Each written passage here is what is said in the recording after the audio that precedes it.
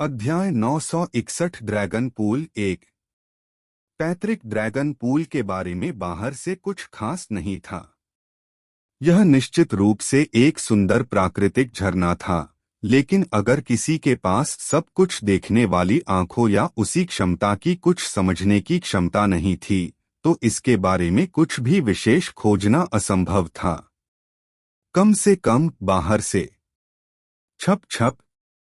Damien का शरीर झरने में डूब गया और उसका पानी हवा में उछल गया। जैसे ही वह सतह के नीचे गायब हुआ, आसपास की विभिन्न मूर्तियां एक अजीब धुंधली रोशनी से चमकने लगीं। दृश्यावली एकदम बदल गई।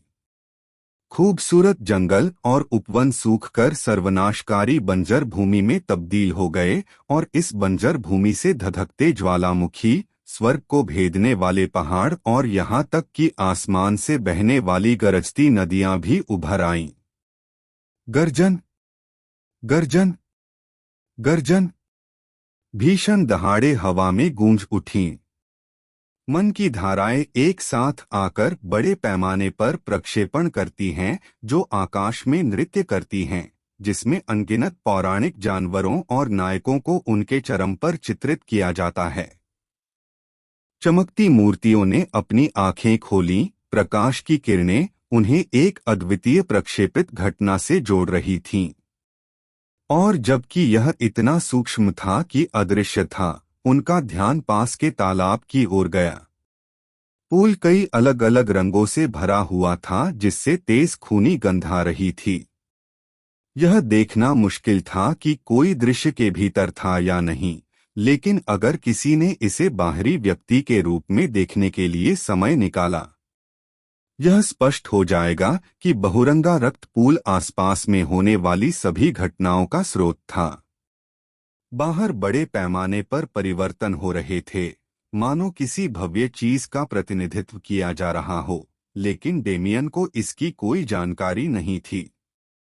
जैसे ही वह पूरी तरह से पानी में डूबा, उसे लगा जैसे वह किसी दूसरी दुनिया में पहुंच गया हो।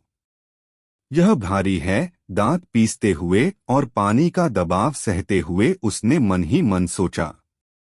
वह अभी भी सतह देख सकता था। वह कुछ फीट भी गहरा नहीं था, लेकिन उसे पहले से ही दबाव महसूस हो रहा था, जैसे कि वह समुद्र के तल पर हो। यह आश्चर्य की बात थी, लेकिन यह अभी भी सहने योग्य है। चूंकि यह एक पैतृक स्थल है, तो क्या मैं जितना गहराई में जाऊंगा उतना अधिक पुरस्कार नहीं मिलेगा? पब फ्यूचर द्वारा विज्ञापन। उसने अपनी नजर नीचे खाई की ओर घुमाई। पानी 100 मीटर गहरा भी नहीं था और गहरा काला हो गया था, और जो कुछ भी परे था वह उसके घूंघट के पीछे छिपा हुआ था।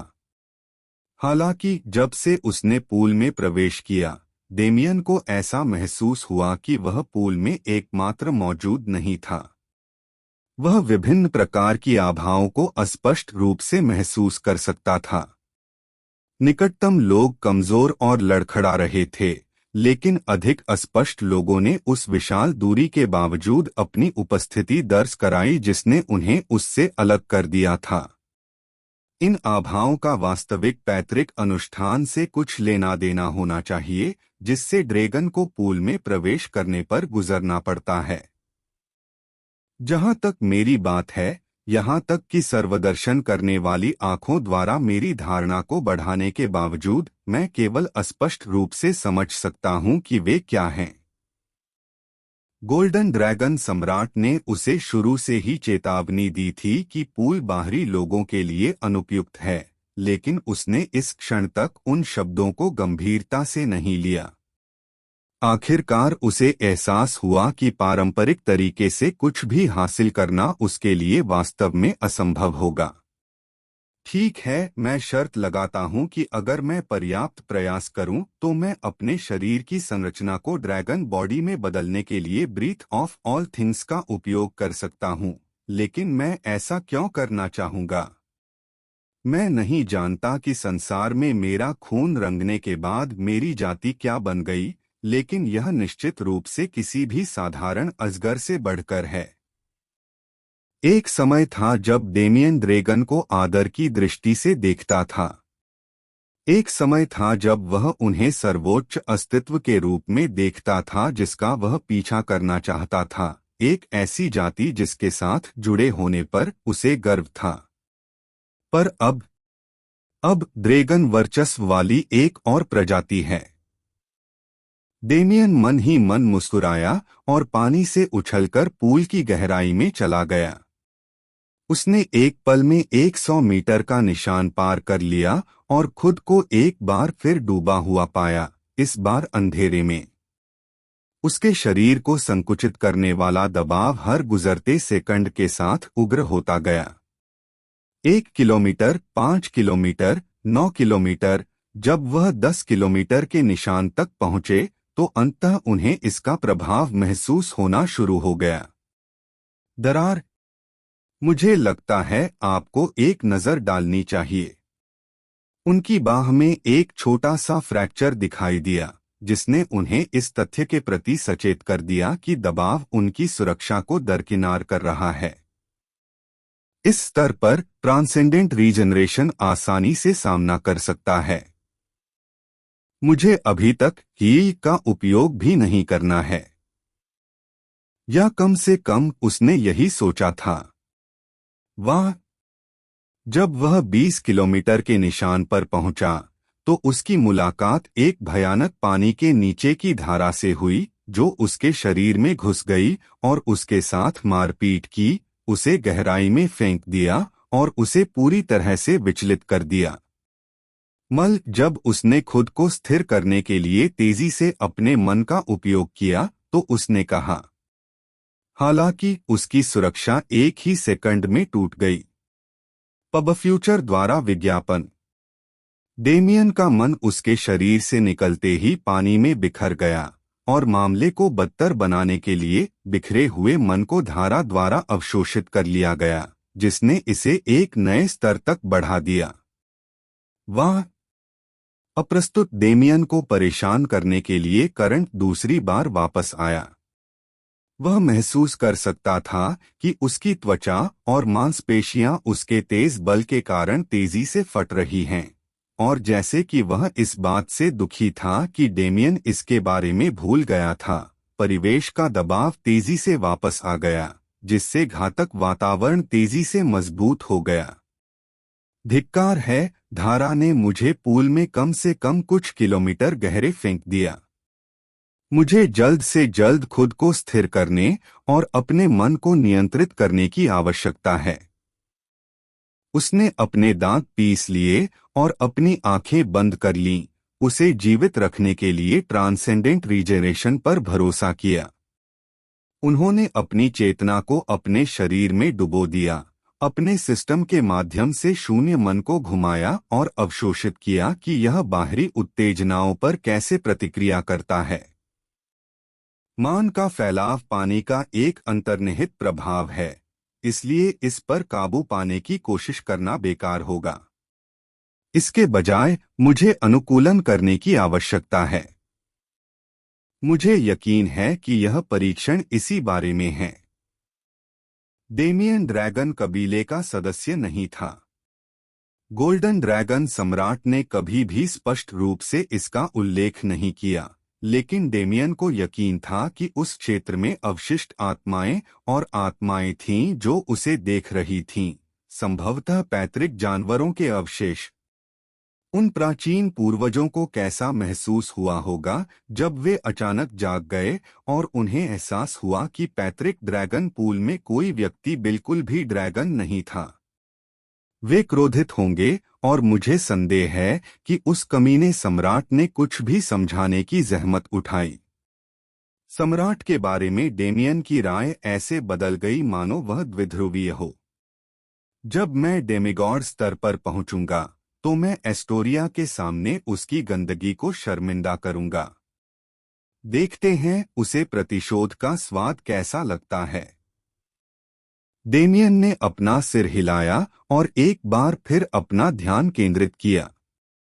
उन्हें यकीन था कि वर्तमान विषम परिस्थितियां इस शत्रुता का परिणाम थीं, और यदि वह उन पर विजय पाने में सक्षम नहीं थे तो लंबे समय से मृत विशेषज्ञों द्वारा उन्हें सीधे मार दिया जाएगा।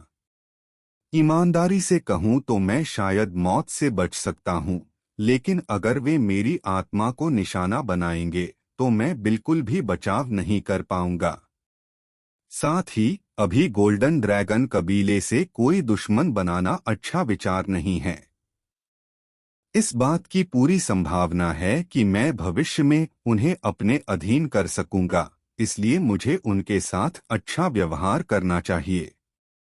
वह क्रूर बल का प्रयोग नहीं कर सका, क्योंकि पैत्रिक ड्रैगन पूल को नष्ट करना निश्चित रूप से उसके द्वारा लिए गए निर्णय के अनुरूप नहीं था। वह इसे खा भी नहीं सका, क्योंकि इससे संभवतः और भी बुरी प्रतिक्रिया भड़क सकती थी। शून्य क्षमताओं का प्रारंभ से ही कोई प्रश्न नहीं था। इससे कोई फर्क नहीं पड़ता कि वे मर चुके थे, वे शेष आत्माएं जीवन में विशेषज्ञ थीं। वे उसके सबसे बड़े रहस्य को अवश्य ही समझ सकेंगे। संत सम्राट इस बात का पर्याप्त प्रमाण था, क्योंकि वह एक अवतार के माध्यम से भी डेमियन में शून्य को महसूस करने में सक्षम था। इन सभी कारकों को ध्यान में रखते हुए डेमियन के पास केवल एक ही विकल्प बचा था। वह अपने भाग्य पर व्यंग्यपूर्वक मुस्कुराया। ठीक है, दर्द ही शक्ति है, सही है। यदि बाकी सब विफल हो गया तो उसे परिणाम अपने शरीर पर भुगतना होगा। यह मसोचिस्ट का गुप्त तरीका था। अध्याय 962 ड्रैगन पूल 2। टकराना, टकराना, टकराना, टकराना। गहराई में दबे हुए विस्फोटों की आवाजें सुनाई देती थीं, जिससे मजबूती से दबाए गए पानी में हवा के झोंके आ जाते थे और उसका प्रवाह बाधित हो जाता था। हालांकि कोई जो सोच सकता है, उसके विपरीत ये विस्फोट बिल्कुल भी पर्यावरण से उत्पन्न नहीं हुए थे। स्विश! डेमियन का शरीर पैत्रिक ड्रैगन पूल में गहराई से दौड़ता गया, 5 किलोमीटर के निशान को तेजी से पार कर गया और बिना रुके जारी रहा। जैसे ही वह आगे बढ़ा, उसके शरीर से पॉपिंग की कई आवाजें निकलीं, जिनमें से प्रत्येक के बाद एक छोटा विस्फोट हुआ जिसने पूल को हिलाकर रख दिया। ठीक है, विस्फोट कोई बाहरी खतरा नहीं था, बल्कि डेमियन के आंतरिक शरीर पर बाहरी खतरों का प्रभाव था। पानी के अंदर की धारा और दबाव दोनों अभी भी उसके बाहरी शरीर पर हमला कर रहे थे, लेकिन 100 किलोमीटर का आंकड़ा पार करने के बाद एक नया खतरा उनके साथ जुड़ गया। छोटे, बमुश्किल ध्यान देने योग्य बुलबुले गहराई से उठे। ऑलव्यूइंग आइज की सहायता से भी डेमियन उन्हें नहीं देख सका। हालांकि विडंबना यह है कि इसका मतलब केवल यह था कि उसे अपनी शारीरिक ताकत के साथ एक और हमला करने के लिए मजबूर होना पड़ा। बुलबुले अन्य दो की तुलना में कहीं अधिक खतरनाक थे। डेमियन उनका समर्थन करने वाले रहस्यों को समझ नहीं सका, लेकिन जब भी वे उसके शरीर के संपर्क में आते थे तो वे सीधे उसकी शारीरिक सुरक्षा को दरकिनार कर देते थे और बाहर विस्फोट करने से पहले उसके आंतरिक शरीर में प्रवेश करते थे, अनिवार्य रूप से डेमियन के अंगों को उसके शरीर से बाहर निकाल देते थे। ट्रांसेंडेंट रीजनरेशन ने यथासंभव तेजी से काम किया और इसे अपने शरीर के भीतर छिपाना सुनिश्चित करते हुए डेमियन ने इसके प्रभाव को बढ़ाने के लिए ब्रीथ ऑफ ऑल थिंग्स के एक वार का उपयोग किया। इसी तरह वह अब तक डटा रहा और आखिरकार अंथीन तालाब में 500 किलोमीटर की गहराई तक पहुंच गया। टकराना, टकराना, टकराना। उसका शरीर झटके से आगे की ओर, बगल की ओर और सीधा नीचे गिर गया, क्योंकि 3 विस्फोटों ने उसके शरीर को हिलाकर रख दिया और उसे दिशा से भटका दिया। वह खुद को शांत करने के लिए एक गहरी सांस लेना चाहता था, लेकिन वह ऐसा केवल अंदर ही कर सकता था। आखिरकार वह इस समय पानी के भीतर था और अपने मन को सक्रिय करने में असमर्थ था। यदि वह अपनी सांस पर नियंत्रण खो देता तो वह आसानी से लहरों में बह जाता और उसका दम घुट जाता। क्या मुझे नीचे उतरते रहना होगा? उसने सोचा। जिस दिशा में उसने अनुमान लगाया था वह नीचे की ओर देख रहा था। शिक शिक शिक। उसके शरीर को पानी की कई तेज धारों से घायल कर दिया गया था। उसने अपने दांत पीस लिए और किसी भी आने वाले प्रोजेक्टाइल से बचने के लिए आगे बढ़ते हुए ट्रांसेंडेंट रीजनरेशन को जोर से दबाया। भाड़ में जाओ, मुझे यह भी नहीं पता कि मैं इस समय क्या कर रहा हूं। यह निराश करने वाला है। जंगली महाद्वीप में डेमियन अपनी इच्छानुसार कार्य कर सकता था क्योंकि गिरे हुए सम्राट बिना संबद्धता या पलायन के थे, जिसका अर्थ था कि भले ही वे उसके रहस्यों को जानते हों, वे उन्हें फैला नहीं सकते थे। इस तथ्य को जोड़ते हुए कि डेमियन ने जंगली महाद्वीप को अपने लिए ले लिया, उसे अपनी शून्य क्षमताओं का उपयोग करने के बारे में कभी भी चिंता करने की जरूरत नहीं थी। यह समस्या शेष आत्माओं के बारे में कम थी, बल्कि गोल्डन ड्रैगन कबीले के साथ उनकी संबद्धता के बारे में थी। बाहरी दुनिया, रियल प्लेन, वह चीज थी जिससे उसे सावधान रहने की जरूरत थी। पब फ्यूचर द्वारा विज्ञापन। चूंकि वह झिझक रहा था, इसलिए वह उन हमलों की कमी को नोटिस करने में असफल रहा जिसका उसने ऐसा करते समय सामना किया था। उसके चारों ओर पानी शांत हो गया और डेमियन ने अंततः पीछे मुड़कर आसपास देखा। उसकी आंखें आश्चर्य से चौड़ी हो गईं। एक्वाजेल को छूट देते हुए उसने पानी के भीतर ज्यादा समय नहीं बिताया था, इसलिए डेमियन अभी भी पर्यावरण की कई घटनाओं के लिए अजनबी था। वर्तमान दृश्य उनकी दृष्टि में भी अद्भुत नवीनता था। डेमियन के चारों ओर 5 मीटर की जगह शांत और शांत थी, लगभग एक अबाधित झील की सतह की तरह। यह शांत था और अज्ञात कारणों से डेमियन को चांदनी की सूक्ष्म अनुभूति हुई। हालांकि उस छोटे से आश्रय स्थल के बाहर पूरी तरह से अराजकता थी। कोई भी प्रकाश इस गहराई तक नहीं पहुंच सका, लेकिन पानी में अंधेरा अभी भी एक उग्र बैल की तरह आगे पीछे घूम रहा था। भयानक तूफान पानी को चीर रहे थे और इससे भी अधिक भयानक दबाव ने पानी को अप्रत्याशित स्तर तक संपीड़ित करने के लिए मजबूर कर दिया। घातक हमले बिना किसी विशेष लक्ष्य के तेजी से बढ़ रहे थे, केवल उनके फैलने से पहले कुछ भी प्रभावित करने की उम्मीद में। हर सेकंड हजारों बार विस्फोटक पॉकेट बनते थे और बस अस्पष्ट रूप से एक विशाल अजगर की धुएं के रंग की सियान छाया ने स्वयं को प्रकट किया। डेमियन ने अपने विचारों को व्यक्त करने की कोशिश की, लेकिन पानी ने उसे भी शांत कर दिया। ओह! गड़गड़ाहट! ड्रैगन छाया ने चीख निकाली जो पानी में गूंज गई और पैतृक ड्रैगन पूल की नींव हिल गई। पानी के माध्यम से, तरंगों के माध्यम से डेमियन के कानों में शब्दों की एक श्रृंखला गूंज उठी। मुझे लगता है आपको एक नजर डालनी चाहिए। कार्य करें। बिना त्यागपत्र नहीं। आत्मा करेगा। गवाह नहीं। आत्मा करेगा। सुनेगा। डेमियन की आंखें चौड़ी हो गईं। यह संभवतः नहीं हो सकता। डेमियन इसे नकारना चाहता था, लेकिन ऐसा कोई रास्ता नहीं था कि वह इसे महज संयोग मानकर आगे बढ़ सके। यह ड्रैगन छाया निश्चित रूप से उसकी शून्य श्वास के बारे में जानती थी। मुझे क्या करना चाहिए? वह अपने विकल्पों पर विचार करना चाहता था, लेकिन उसे ऐसा करने का समय कैसे दिया जा सकता था?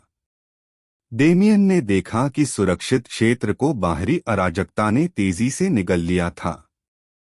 उसने उसे अपनी ओर आते देखा। यह घातक पंजे उसके खून के लिए भूखे थे।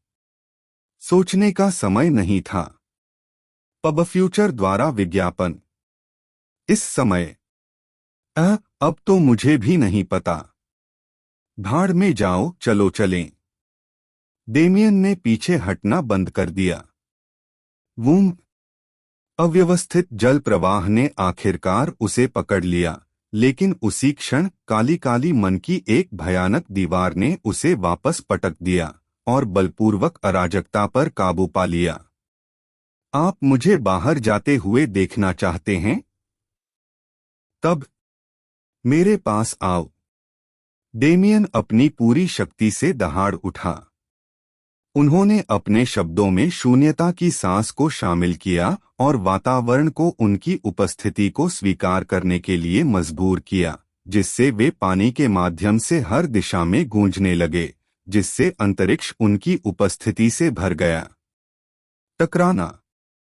उसका पैर बाहर निकल गया, पानी में ऐसे टकराया जैसे कि वह ठोस हो, और उसे एक पैर के सहारे के रूप में इस्तेमाल करके वह फिर से गहराई में उड़ गया। हालांकि इस बार वह हारने वाला नहीं था। इस समय एक सायु, एक सायु, एक सायु। वाह! टकराना, टकराना, टकराना। अनगिनत विनाशक ताकतों ने डेमियन पर पहले जैसी उग्रता से हमला कर दिया। फिर भी जब वह आगे बढ़ा तो उसने उन पर कोई ध्यान नहीं दिया। शून्य मैना ने आसपास के वातावरण में क्रोध किया, पानी के प्राकृतिक मैना को भंग कर दिया और इसे निगल लिया। इसे डेमियन को खिला दिया, जिसने फिर इसका उपयोग अपने पुनर्जनन को शक्ति देने के लिए किया। हालांकि डिवोर की ऊर्जा यहीं नहीं रुकी। यह पूल के उन क्षेत्रों में फैल गया जहां से डेमियन पहले ही गुजर चुका था, और एक ब्लैक होल विस्फोट हो गया, जिसके निर्वात बल ने पानी में मौजूद सभी चीजों को तेजी से निगल लिया। पानी के नीचे की धारा इस तरह सोख ली गई जैसे कोई जीवित जीव बवंडर में खिंच गया हो। डेवोर के हस्तक्षेप से दबाव भी थोड़ा कम हुआ। डिवोर ने पीछे हटने का रास्ता तय किया, जबकि वॉयड ब्रीदिंग ने आगे का रास्ता साफ करने की भूमिका निभाई। सभी चीजों की सांस और शून्य की सांस दोनों सीधे विपरीत और बिल्कुल एक ही थे। इसका मतलब यह था कि भले ही वे एक दूसरे का खंडन करते हों, उनका उपयोग एक साथ मिलकर किया जा सकता है और वास्तव में एक दूसरे की ताकत को बढ़ावा मिलेगा। सभी चीजों की सांस सामग्री से संबंधित थी। जैसा कि डेवोर ने पीछे से किया, उसने पानी को किसी भी नकारात्मक प्रभाव से मुक्त कर दिया और डेमियन के आगमन की प्रतीक्षा कर रही घातक घटनाओं को नष्ट कर दिया। जैसे कि यह पर्याप्त नहीं था, इसने पानी को सकारात्मक प्रभावों से भी भर दिया, जिससे डेमियन को अपने मन का स्वतंत्र रूप से उपयोग करने की क्षमता वापस मिल गई।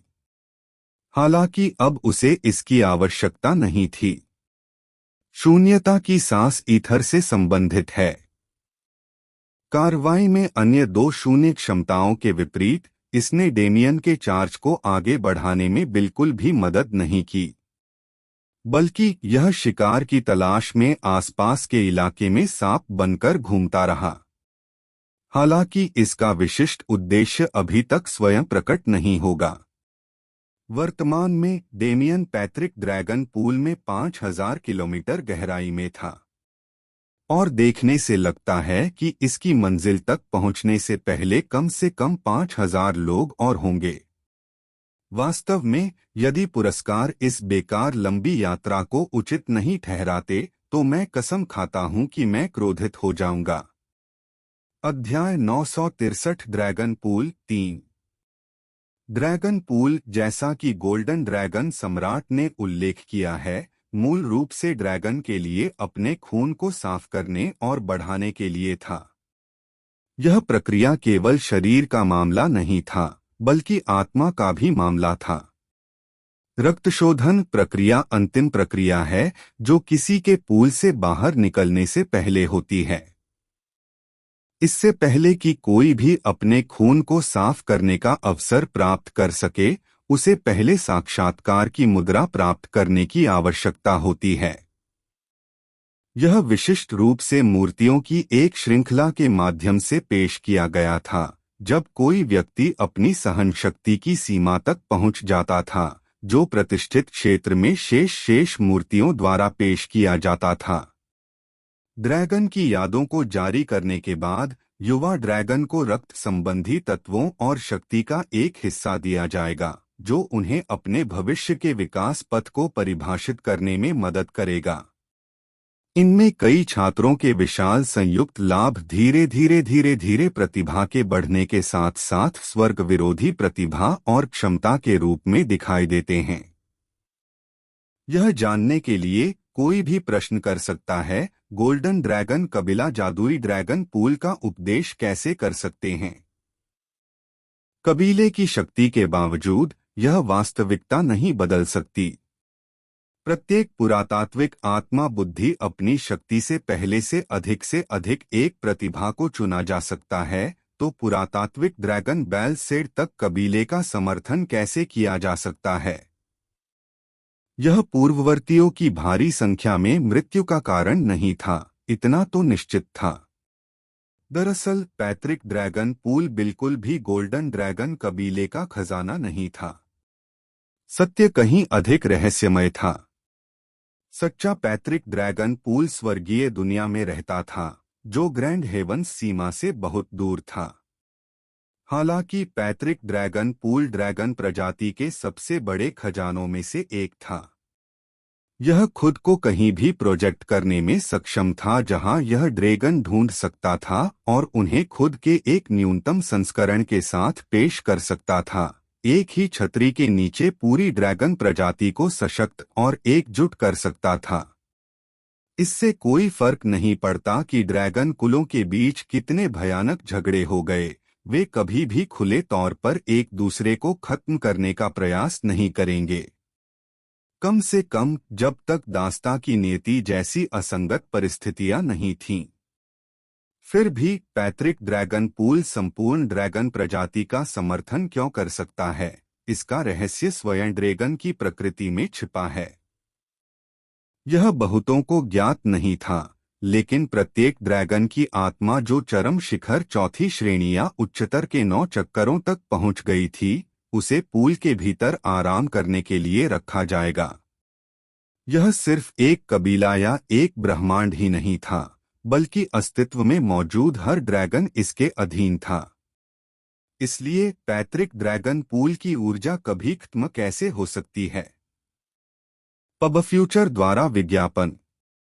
इसका बंद सकारात्मक फीडबैक लूप जिसने ड्रैगन को ज्ञान और शक्ति दोनों के साथ इतना डरावना अस्तित्व बनने की अनुमति दी।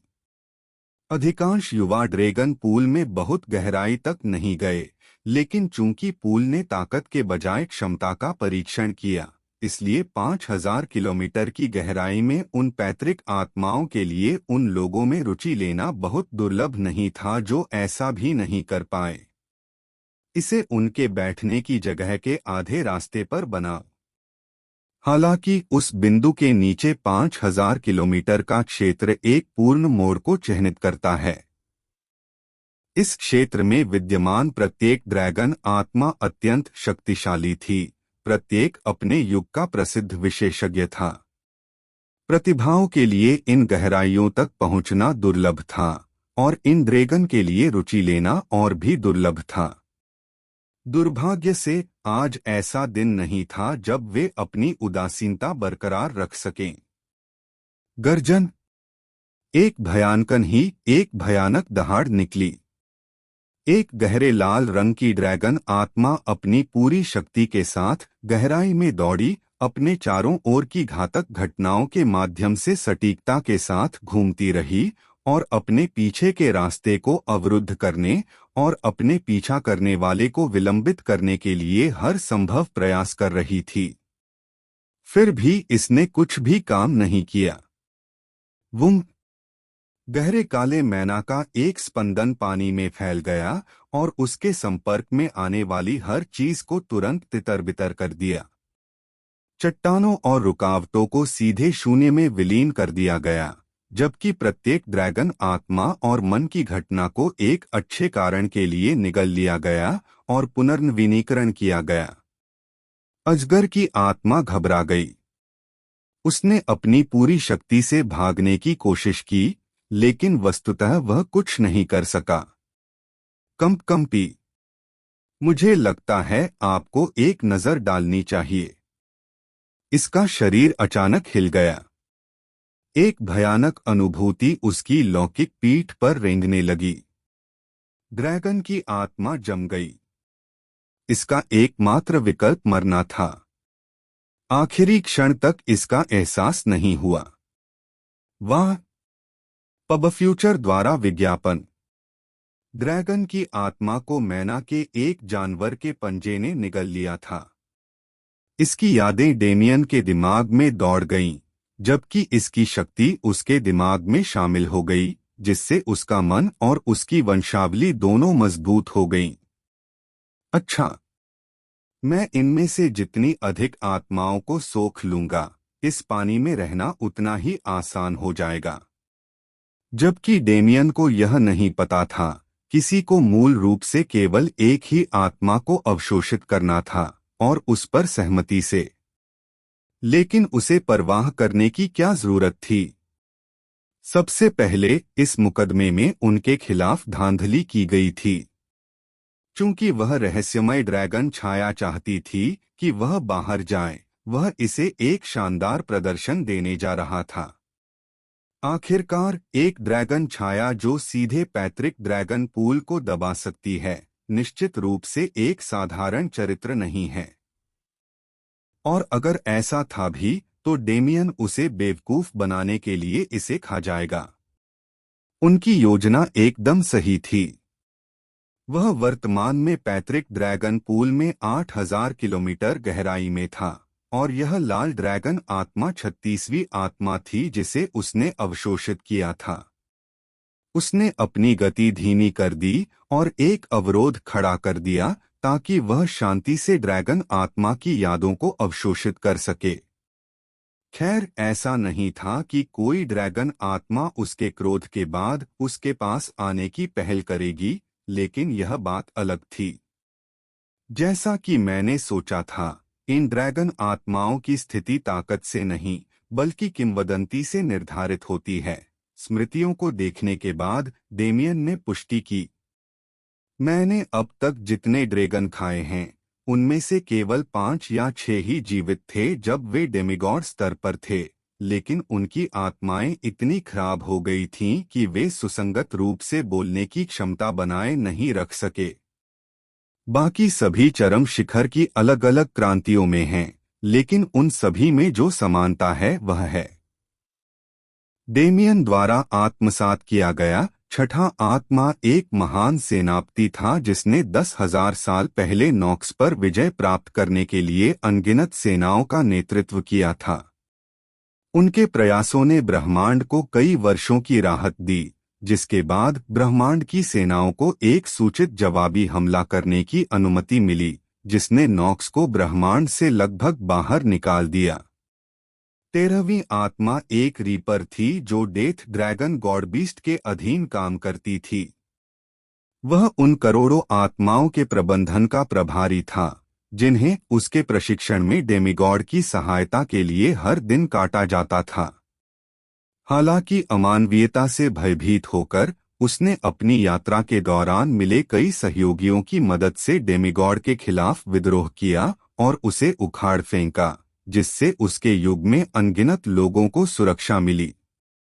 36वीं आत्मा रेड ड्रैगन आत्मा 20 वर्ष से अधिक उम्र के किसी युवा की थी। उनका जीवन छोटा था, लेकिन वह एक स्वर्गविरोधी प्रतिभा थे जो उस थोड़े से समय में चरम शिखर तक पहुंचने में सक्षम थे।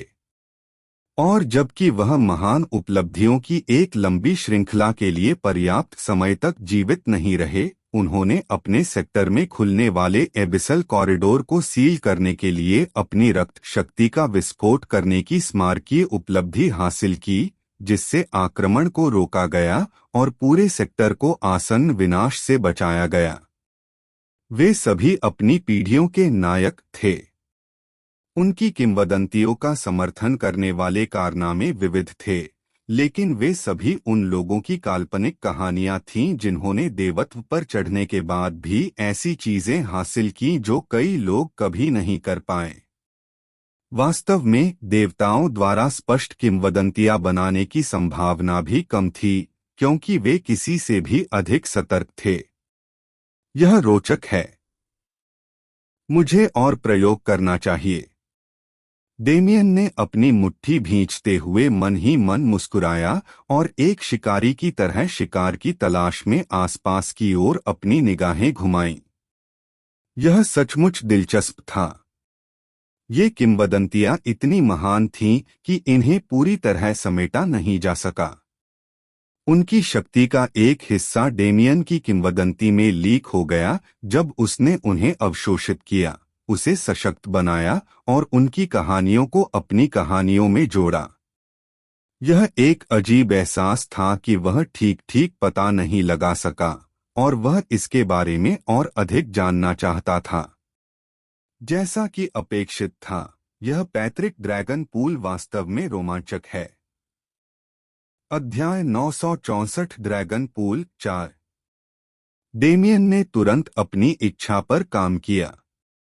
उससे पहले ये ड्रैगन आत्माएं महज कीड़े थे। वे सभी चीजों की सांस के खिंचाव और शून्य की सांस की कुचलने वाली शक्ति का विरोध नहीं कर सके।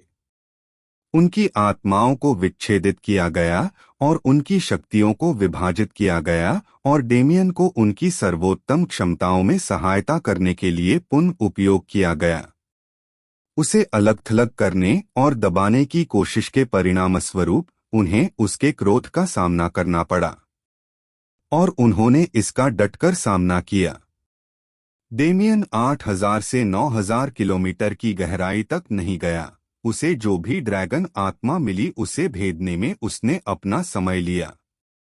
निगली गई आत्माओं की संख्या दोहरे अंकों से बढ़कर तिहरे अंकों तक पहुंच गई और जैसे जैसे समय बीतता गया, यह चौगुने अंकों तक भी पहुंच गई। मैंने खा लिया है 776। यादों और किंवदंतियों की विशाल मात्रा ऐसी चीज नहीं है जिसे मैं थोड़े समय में प्रबंधित कर सकता हूं, लेकिन माइंड प्रिजन का समर्थन कुछ हद तक उस समस्या को कम कर रहा है। डेमियन को एक बार फिर उस रहस्यमय तकनीक का शुक्रिया अदा करने के लिए मजबूर होना पड़ा जो उसने क्लाउड प्लेन में खोजी थी।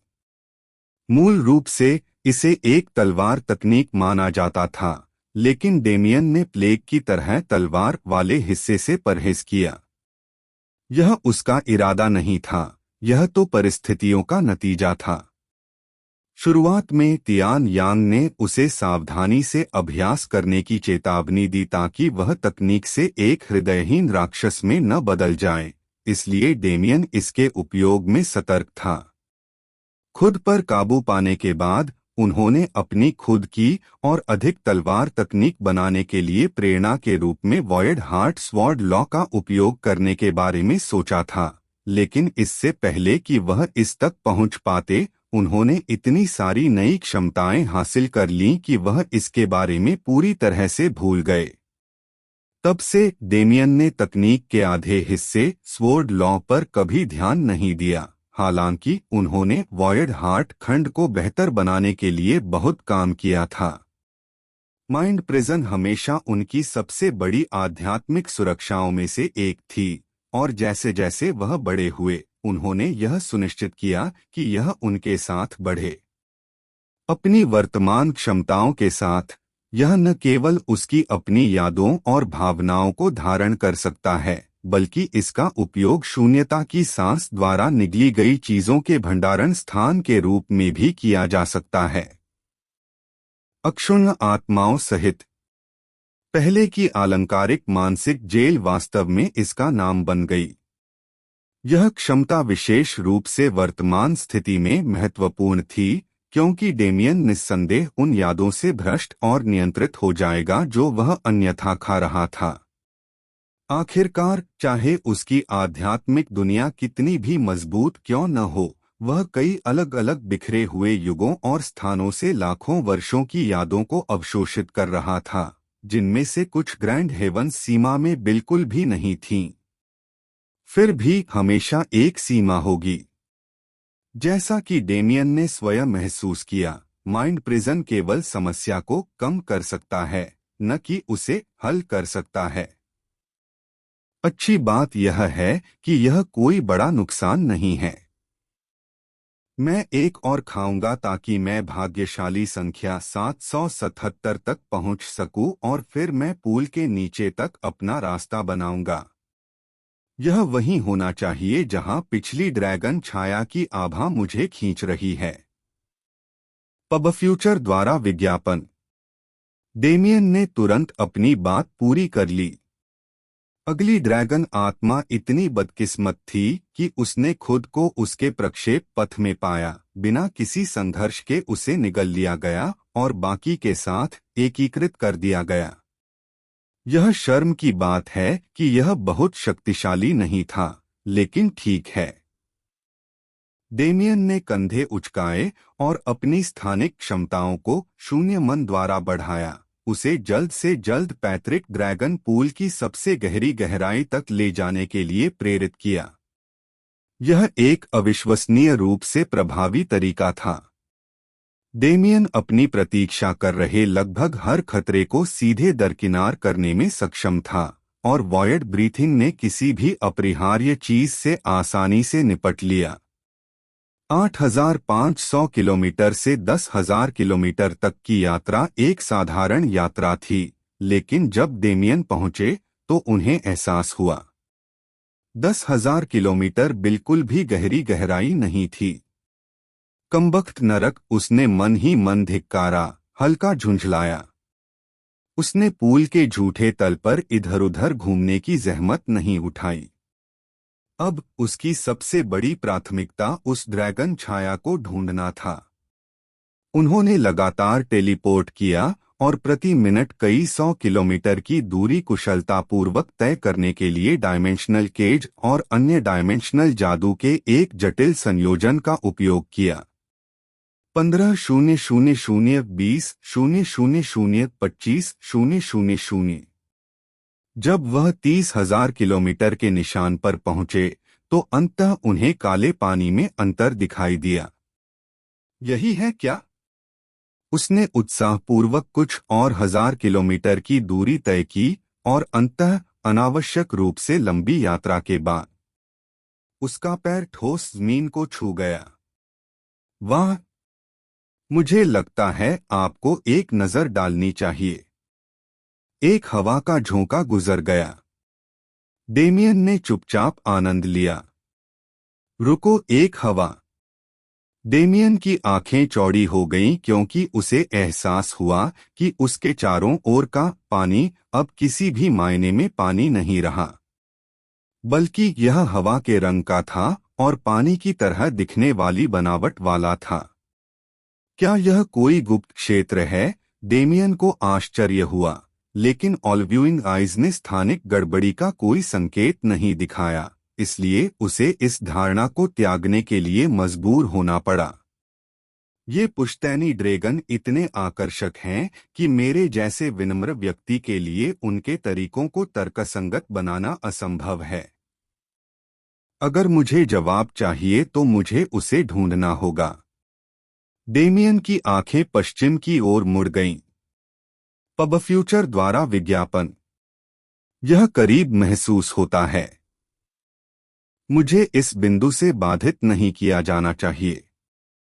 वह पश्चिम की ओर दौड़ा और कुछ ही सेकंड में अपने गंतव्य पर पहुंच गया। हालांकि उसने नीले ड्रैगन की छाया के निशान ढूंढने की कोशिश करते हुए क्षेत्र को स्कैन किया। एक अंडा। एकमात्र चीज जो उसे मिली वह एक गहरे नीले रंग का अंडा था जिसकी सतह पर कई घूमते हुए पैटर्न बने हुए थे।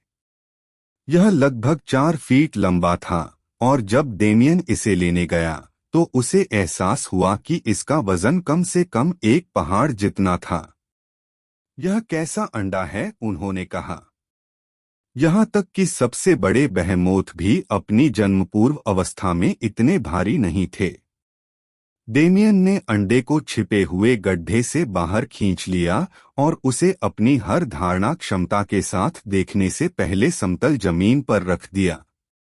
उसकी जागरूकता ने इसे हर कोण से भेदा, लेकिन इससे कोई फर्क नहीं पड़ता कि उसने अपनी क्षमताओं को कैसे बढ़ाया, वह केवल अस्पष्ट रूप से ही उसके भीतर की आकृति को पहचान सका। इस बार मेरी क्षमताएं विफल नहीं हो रही हैं। मुझे यकीन है कि मेरी जागरूकता और सब देखने वाली आंखें दोनों ठीक से काम कर रही हैं। तो फिर क्या इस अंडे में जो चीज है वह बिल्कुल अद्भुत नहीं है? यदि उसकी धारणा विफल नहीं हुई तो इस अंडे में जीव अभी भी विकसित हो रहा था, और यह स्पष्ट था कि यह प्रक्रिया बहुत पहले शुरू नहीं हुई थी। फिर भी अंडा पहले से ही पहाड़ जितना भारी था और इतनी गहरी और अजीब आभा लिए हुए था।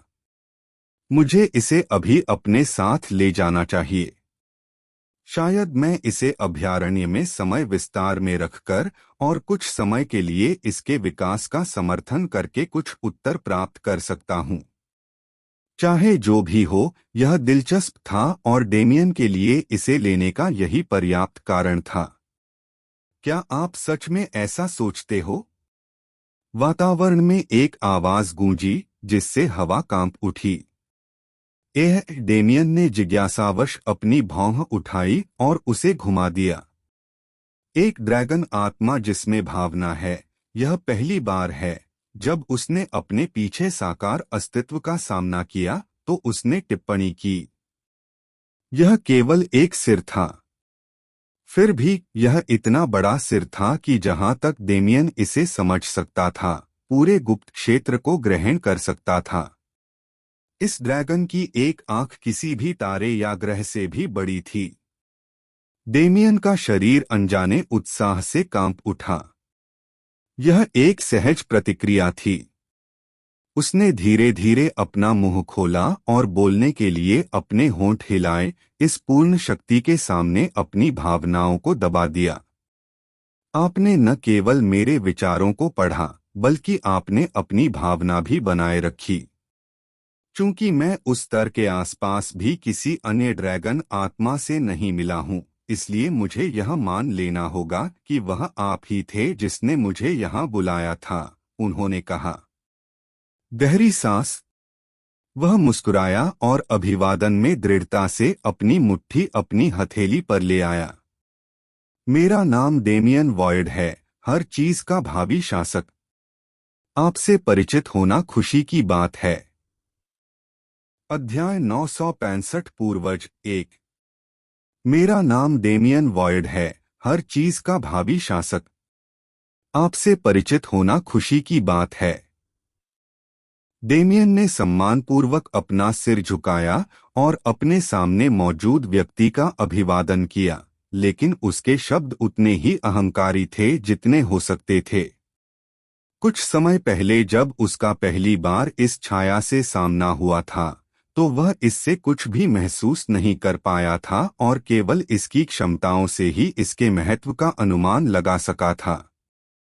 हालांकि 777 ड्रैगन आत्माओं को निगलने के बाद स्थिति अलग थी। डेमियन को एक अंतर्निहित श्रद्धा महसूस हुई जो उसके अस्तित्व के मूल से, उसकी किंवदंती से उत्पन्न हुई थी। उन ड्रैगन आत्माओं से ली गई यादें अभी भी पच रही थीं, लेकिन जो कुछ उसने पहले ही समझ लिया था, उससे वह इस नीले ड्रैगन छाया की स्थिति का अनुमान लगा सकता था। इसका विशाल ब्रह्मांड ग्रहण आकार और आभा एक बात थी, लेकिन वे केवल इस तथ्य की पुष्टि कर सकते थे कि ड्रैगन निश्चित रूप से अपने जीवनकाल में दिव्यता तक पहुंच गया था, और एक छोटी सी डिग्री तक भी नहीं। दूसरी ओर डेमियन लीजेंड पर प्रभाव अभूतपूर्व था। जो महापुरुष उसके अपने में विलीन हो गए थे, वे व्यावहारिक रूप से उसे अपने घुटनों पर बैठने के लिए मजबूर कर रहे थे। जब उसने इनकार कर दिया तो उसके अहंकार को नष्ट करने का प्रयास कर रहा था। वह उन्हें आसानी से वश में करने में सक्षम था क्योंकि वे अब उसकी संपत्ति थे, लेकिन उनकी प्रतिक्रिया ने किसी भी अन्य तथ्य की तुलना में एक तथ्य को अधिक इंगित किया। यह ड्रैगन आत्मा एक सच्चा ईश्वरीय जानवर था। जैसा कि डेमियन ने बहुत पहले प्रथम कालकोठरी में सीखा था, जानवरों के पास कई विकासवादी रास्ते थे। किसी जानवर के लिए अपनी शक्ति के चरम पर पहुंचने तक अपनी प्रजाति को पूरी तरह से बदलना दुर्लभ नहीं था, लेकिन चाहे वह कैसे भी विकसित हुआ हो, उसके विकास पथ हमेशा गॉडबीस्ट के रक्त से ही उत्पन्न होंगे।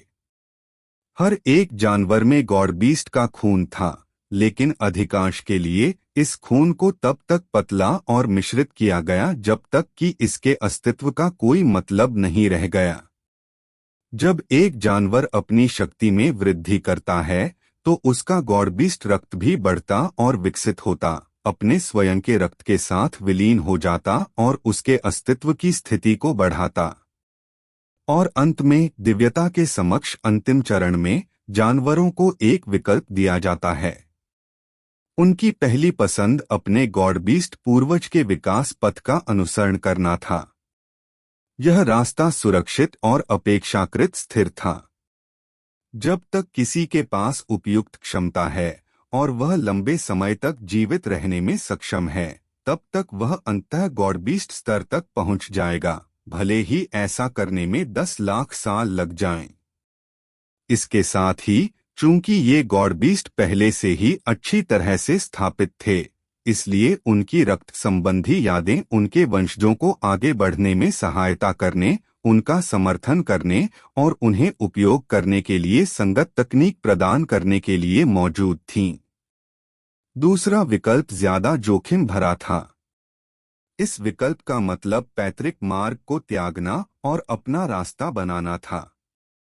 इस रास्ते पर चलने से सफलता की गारंटी नहीं मिलती, और वास्तव में जिन लोगों ने इसे चुना उनमें से अधिकांश अंततः असफल हो गए और कुछ भी महत्वपूर्ण उपलब्धि हासिल किए बिना ही मर गए।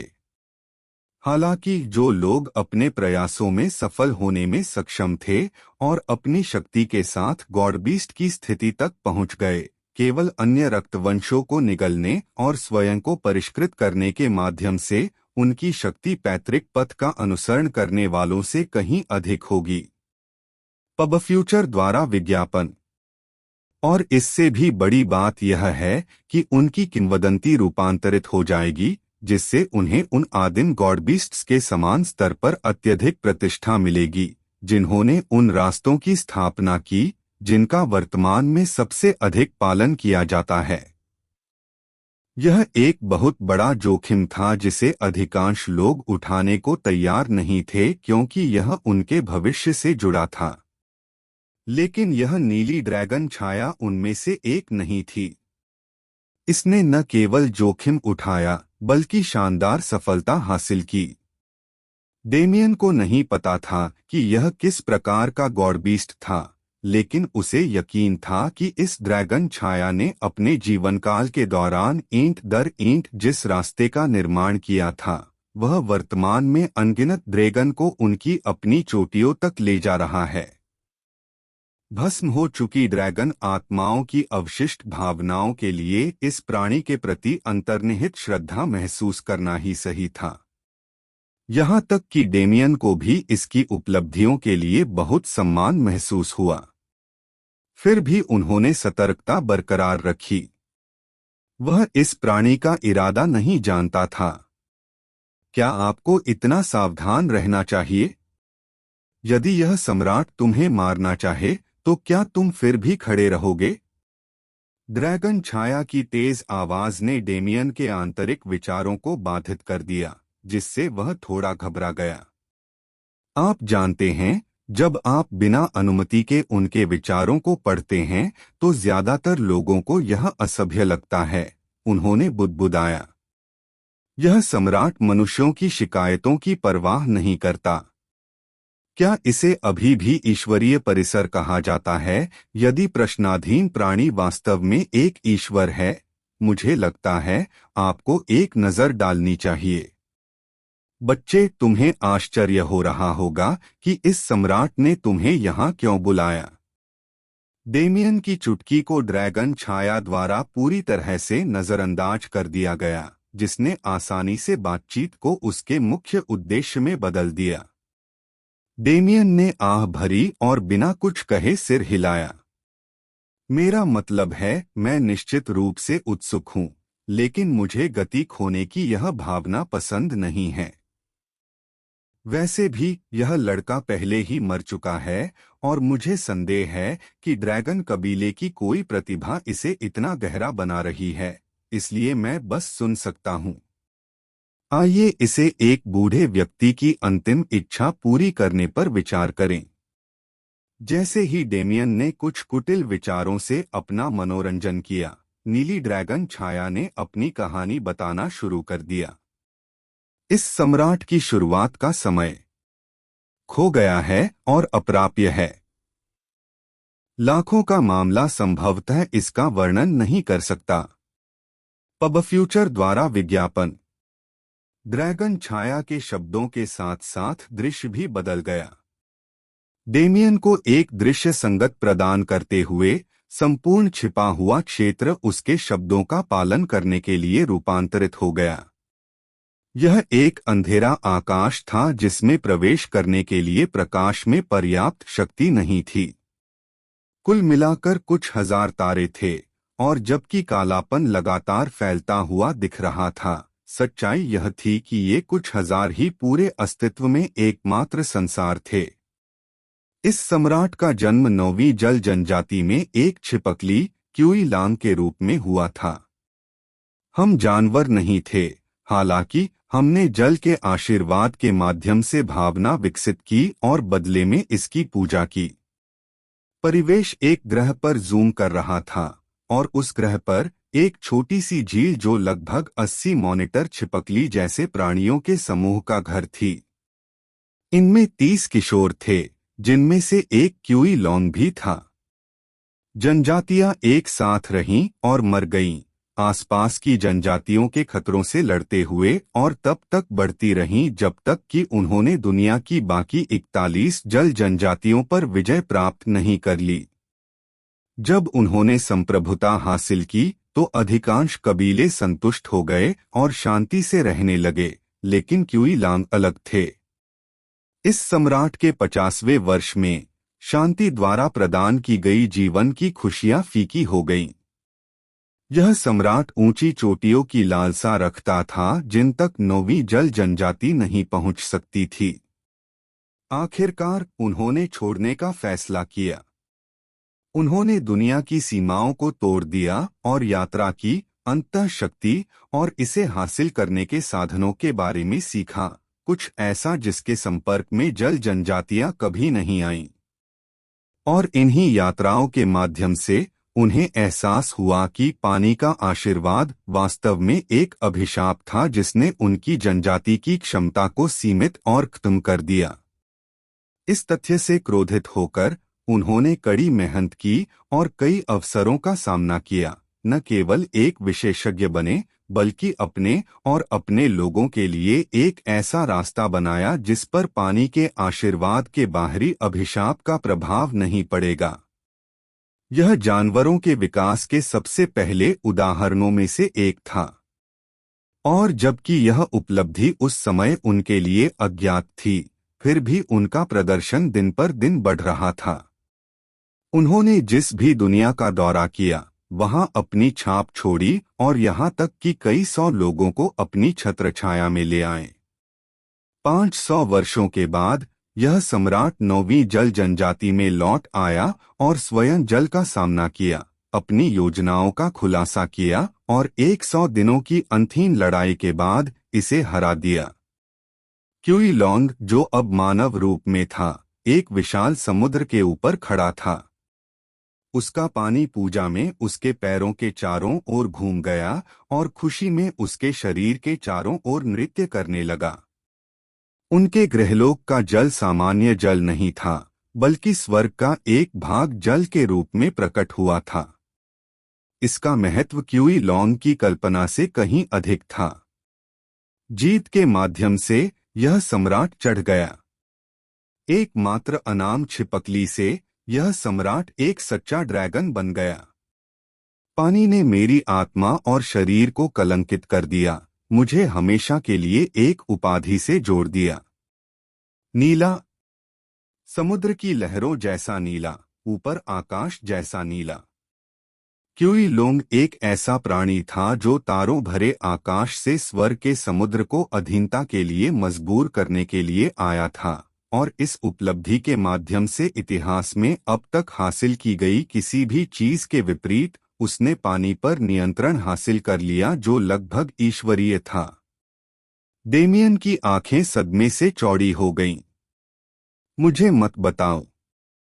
जिस तरह से यह कहानी चल रही थी, उसे देखते हुए डेमियन पहले से ही इस ड्रैगन छाया की पहचान का अनुमान लगा सकता था। पौराणिक एज़्योर ड्रैगन, एक ईश्वरीय जानवर जिसका प्रभाव इतना अविश्वसनीय रूप से व्यापक था कि कुछ दशक पहले तक वास्तविक ब्रह्मांड से बहुत दूर पृथ्वी पर भी कई धर्म थे जो उसका उल्लेख करते थे। पवित्र बकवास। अध्याय 966 पूर्वज 2। पवित्र बकवाद। डेमियन को अंततः पता चला कि उसका सामने वाला ड्रैगन महत्वपूर्ण था, लेकिन इस खोज के साथ उसके प्रश्न और भी बड़े हो गए। आखिरकार, यदि वह वास्तव में महान एज़्योर ड्रैगन था, उस समय के अनुभव में आने वाला पहला एज़्योर ड्रैगन था, तो वह कैसे मेरा? कहानी जारी रहने पर डेमियन से उत्तर मिलने की आशा थी। क्यूई लार्ज की सत्या तक की कठिन यात्रा एज़्योर में प्राप्त हुई थी पहला कदम। एज़्योर की आवश्यकता रूप से शक्ति में प्रत्यक्ष वृद्धि नहीं थी, बल्कि एक कुंजी थी जो केवल समय के साथ उपयोगी होगी। स्वर्ग के समुद्र को जीतने के बाद 3000 विश्व को जीतने के लिए कुछ समय और बढ़ाया गया। पानी पर उसकी शक्ति और प्रभुत्व के कारण किसी ऐसे व्यक्ति को वंचित किया जा सकता है जो उसकी भलाई कर सके, लगभग असंभव था। क्यूई लॉन्ग की कहानी का युग और स्थान दोनों एक रहस्य थे, लेकिन जैसे जैसे कहानी आगे बढ़ी, यह स्पष्ट हो गया कि क्यूई लॉन्ग की कहानी किसी भी प्रकार के वास्तविक ब्रह्मांड से बहुत अलग थी। 3000 विश्वों को पूरी तरह से मिले 1000 साल लग गए। उसके 4000 साल बाद और चले गए। क्यूई लॉन्ग ने अपनी पूरी ताकत से प्रशिक्षण लिया और सुधार करने का प्रयास किया। एक दिन तक वह अंततः अपने छोटे ब्रह्मांडों की सीमाओं को तोड़ दिया और कहीं बड़े स्थान पर पहुंच गया। स्वर्गीय संसार, डेमियन ने मन ही मन सोचा। आसपास के जीवन में कई वर्षों तक देखे गए दृश्यों में बहुत कुछ अलग तो नहीं था, लेकिन कुछ अलग ही महसूस हुआ। हवा में मन अलग, शुद्ध और कहीं अधिक मिश्रित था। यह मन अपने परिवेश के रूप में अधिक मजबूत शक्तियों से युक्त है, जो अधिकांश ब्रह्मांड कर संयोजन अपनी पूरी ताकतों से उत्पन्न हो सकते हैं। हरी भरी घासें और हरियाली और स्थानीय जीव जंतु नए और दिलचस्प थे, जिससे डेमियन की रुचि बढ़ गई, भले ही उसे जड़ी बूटी और अन्य संबंधित क्षेत्रों का कोई ज्ञान नहीं था। उस जगह के बारे में कुछ रहस्यमयी बात थी जिस पर डेमियन अपनी उंगली नहीं रख सकता था, और क्यूई लॉन को भी ऐसा ही लगा। स्वर्गीय दुनिया में उनका साहसिक कार्य तब शुरू हुआ जब उन्हें चरम शिखर पर पहुंचना बाकी था, और यह उनके जीवन के अंत तक जारी रहा। अधिकांश भाग में उसकी कहानी में कुछ भी अजीब नहीं था।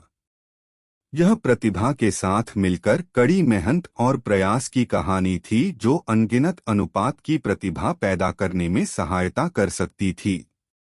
एज़्योर ने अंत तक क्यूई लॉन की सहायता की, अंततः उसे अस्तित्व की बेड़ियों से मुक्त होने और एक सच्चा आध्यात्मिक भगवान बनने की अनुमति दी।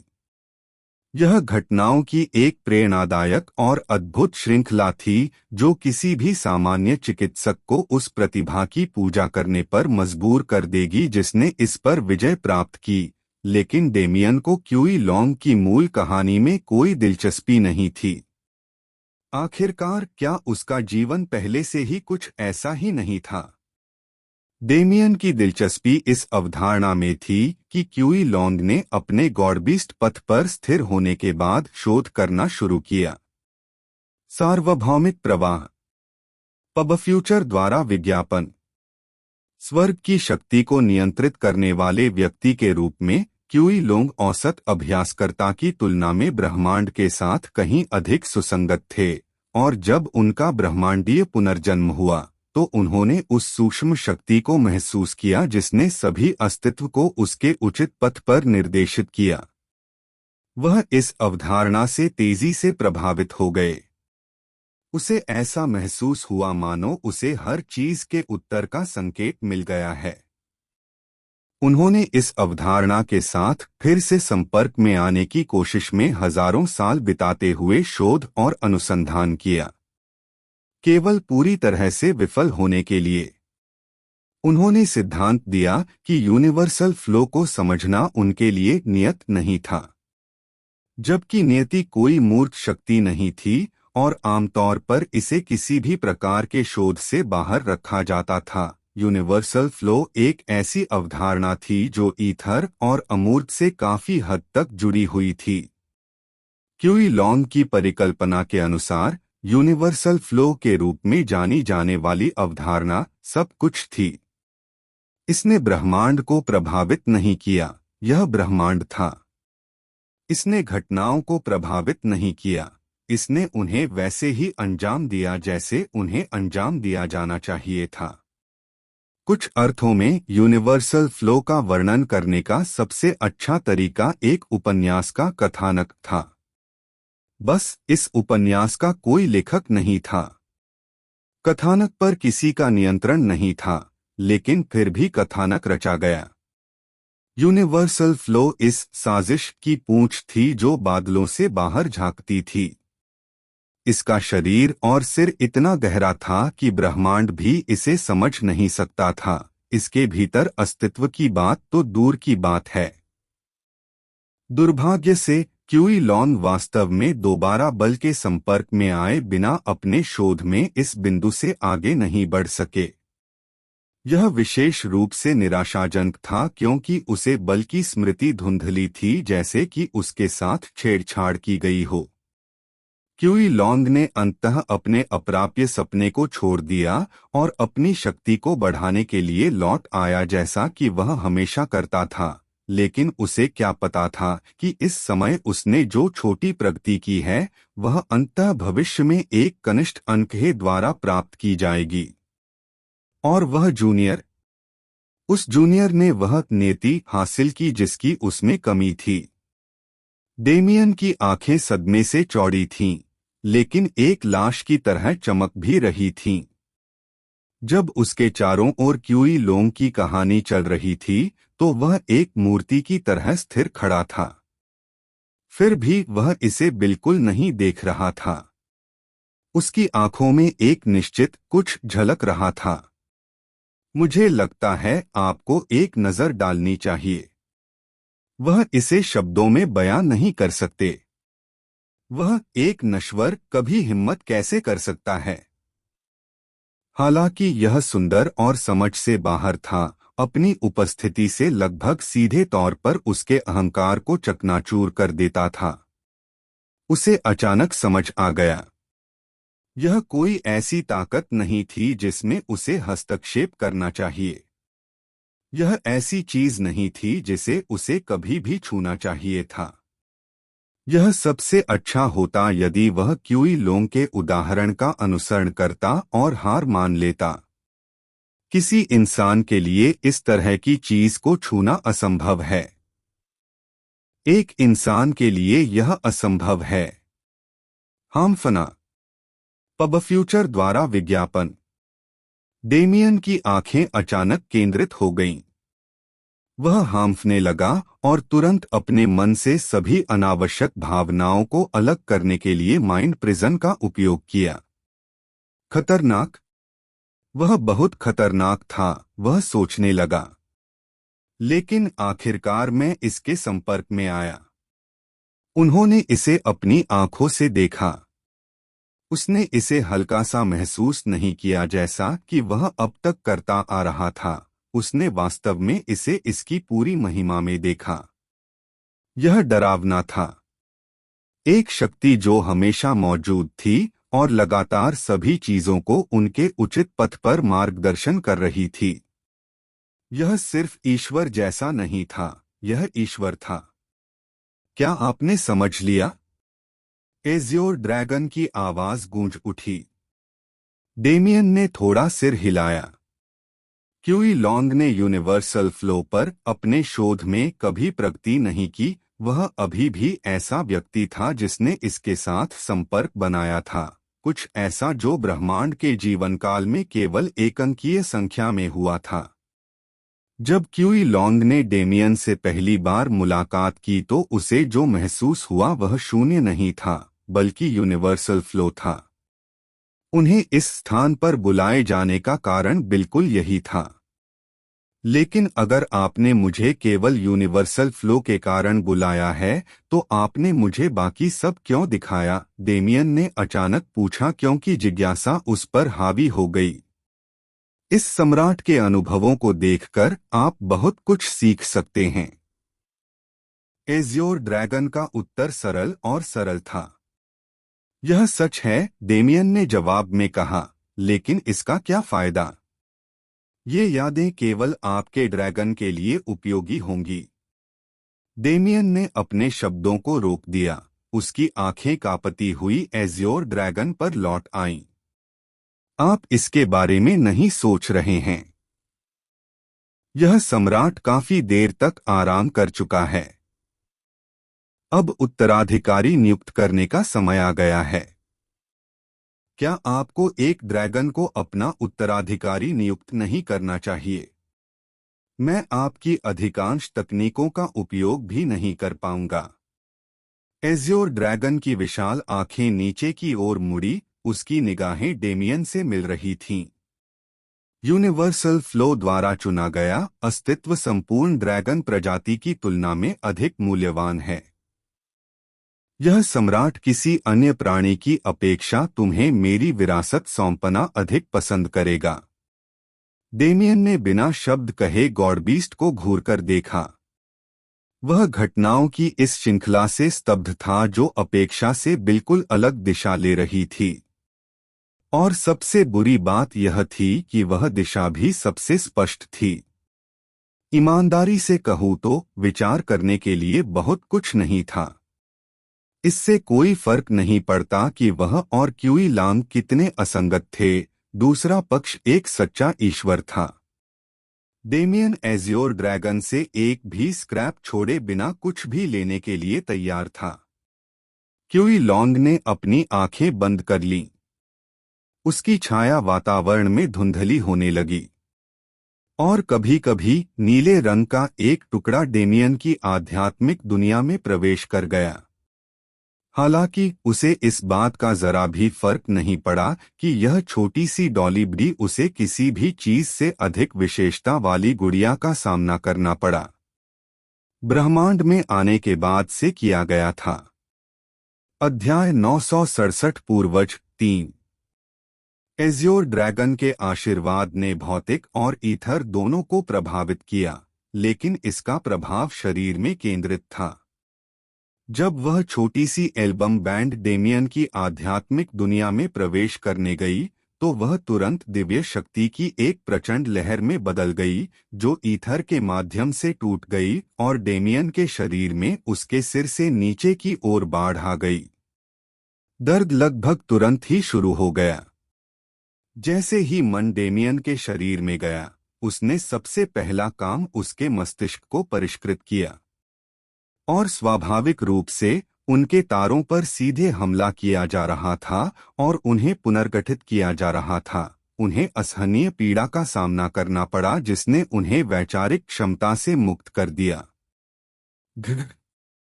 डेमियन ने अपने दांतों के टुकड़े लिए और दबीदबी कराह प्रकट किया क्योंकि दैवीय शक्ति उसके सिस्टम में गहराई तक समा गई थी। शरीर पुनर्निर्माण की प्रक्रिया को ठीक करने की आवश्यकता नहीं थी। डेमियन ने पहले इसे कई बार अनुभव किया था और जब यह अधिक आंतरिक था और यहाँ तक कि उसके तंत्रिका तंत्र और अन्य सिद्धांतों को भी लक्षित किया गया था जो आम तौर पर सहज रह जाते थे, यह वास्तविक चिल्लाहट में बहुत अलग नहीं था। उसे बार बार बनाया गया और फिर से जोड़ा गया जब तक वह एक नई डिग्री तक मजबूत नहीं हो गया। हालांकि इस अनुष्ठान का मुख्य भौतिक फोकस कभी भी शरीर का पुनर्निर्माण नहीं था, इसके बजाय यह खून था। डेमियन के शरीर में प्रवाहित होने वाला रक्त काले और सफेद रंग में रंगा हुआ था, जो सृष्टि की शुरुआत में यिन और यांग को प्रतिबिंबित करता था। यह रक्त संसार द्वारा निर्मित और पोषित किया गया था, जिसने इसे पहले से ही इसके मूल्य में देवत्व के स्तर के करीब ला दिया था। भले ही यह एज़्योर ड्रैगन था, इस रक्त में सुधार करना असंभव था। एज़्योर ड्रैगन के पास पहले तो जीवन और मृत्यु कानूनों पर अधिक विशेषज्ञता नहीं थी। दूसरी ओर ब्लडलाइंस एक अलग कहानी थी। रक्तधाराएं वास्तव में रक्त प्रवाह में शामिल थीं, लेकिन उनमें एक अलौकिक तत्व भी था। रक्तरेखाएं हृदय द्वारा नियंत्रित नहीं होती थीं और सामान्य रक्त की तरह शरीर में पंप की जाती थीं। वे विशेष थे और उनके अपने रूपक मूल थे जो उनके सभी आधार गुणों को धारण करते थे। इन गुणों में पवित्रता, रक्त संबंधी यादें, ताकत और कई अन्य चीजें शामिल थीं। जैसे जब किसी का खून बहता है तो उसकी रक्तरेखा खत्म नहीं होती, लेकिन थोड़े समय के लिए इसकी क्षमता को बढ़ाने के लिए किसी की रक्तरेखा को जलाना अभी भी संभव है। आम तौर पर किसी के शरीर में प्रत्येक व्यक्ति की रक्तरेखा का अपना मूल भाग होता है।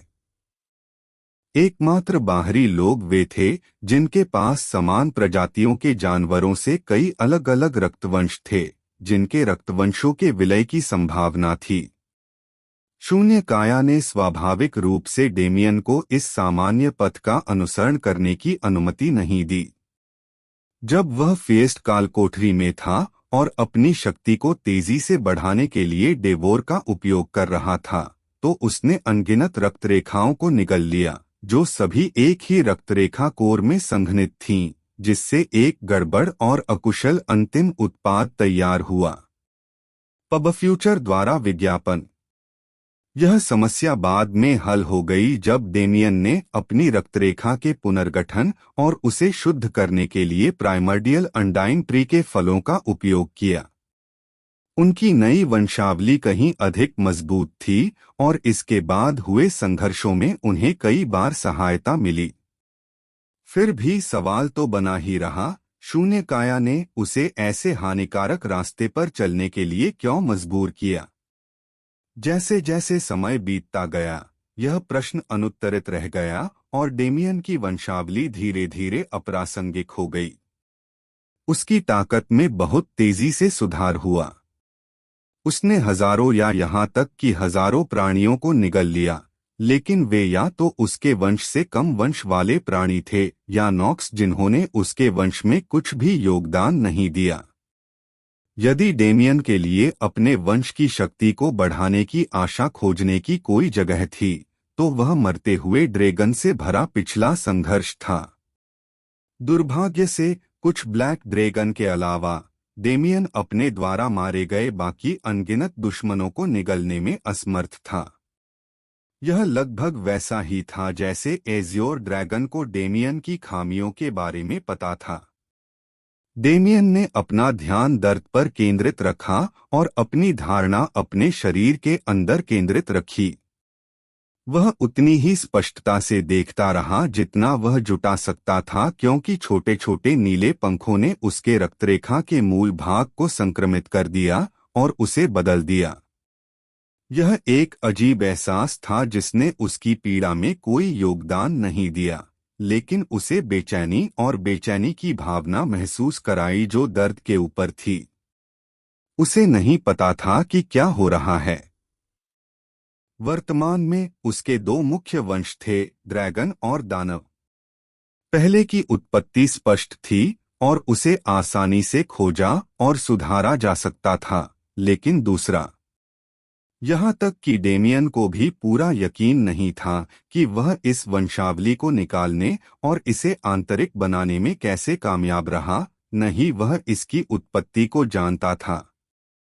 डेमियन हमेशा अपने मन में सोचता था कि इस वंशावली की उत्पत्ति रहस्यमय और शक्तिशाली है, लेकिन जैसे ही ब्लू वाइस्प्स ने उससे संपर्क किया, उसकी धारणाएं सत्य बन गईं।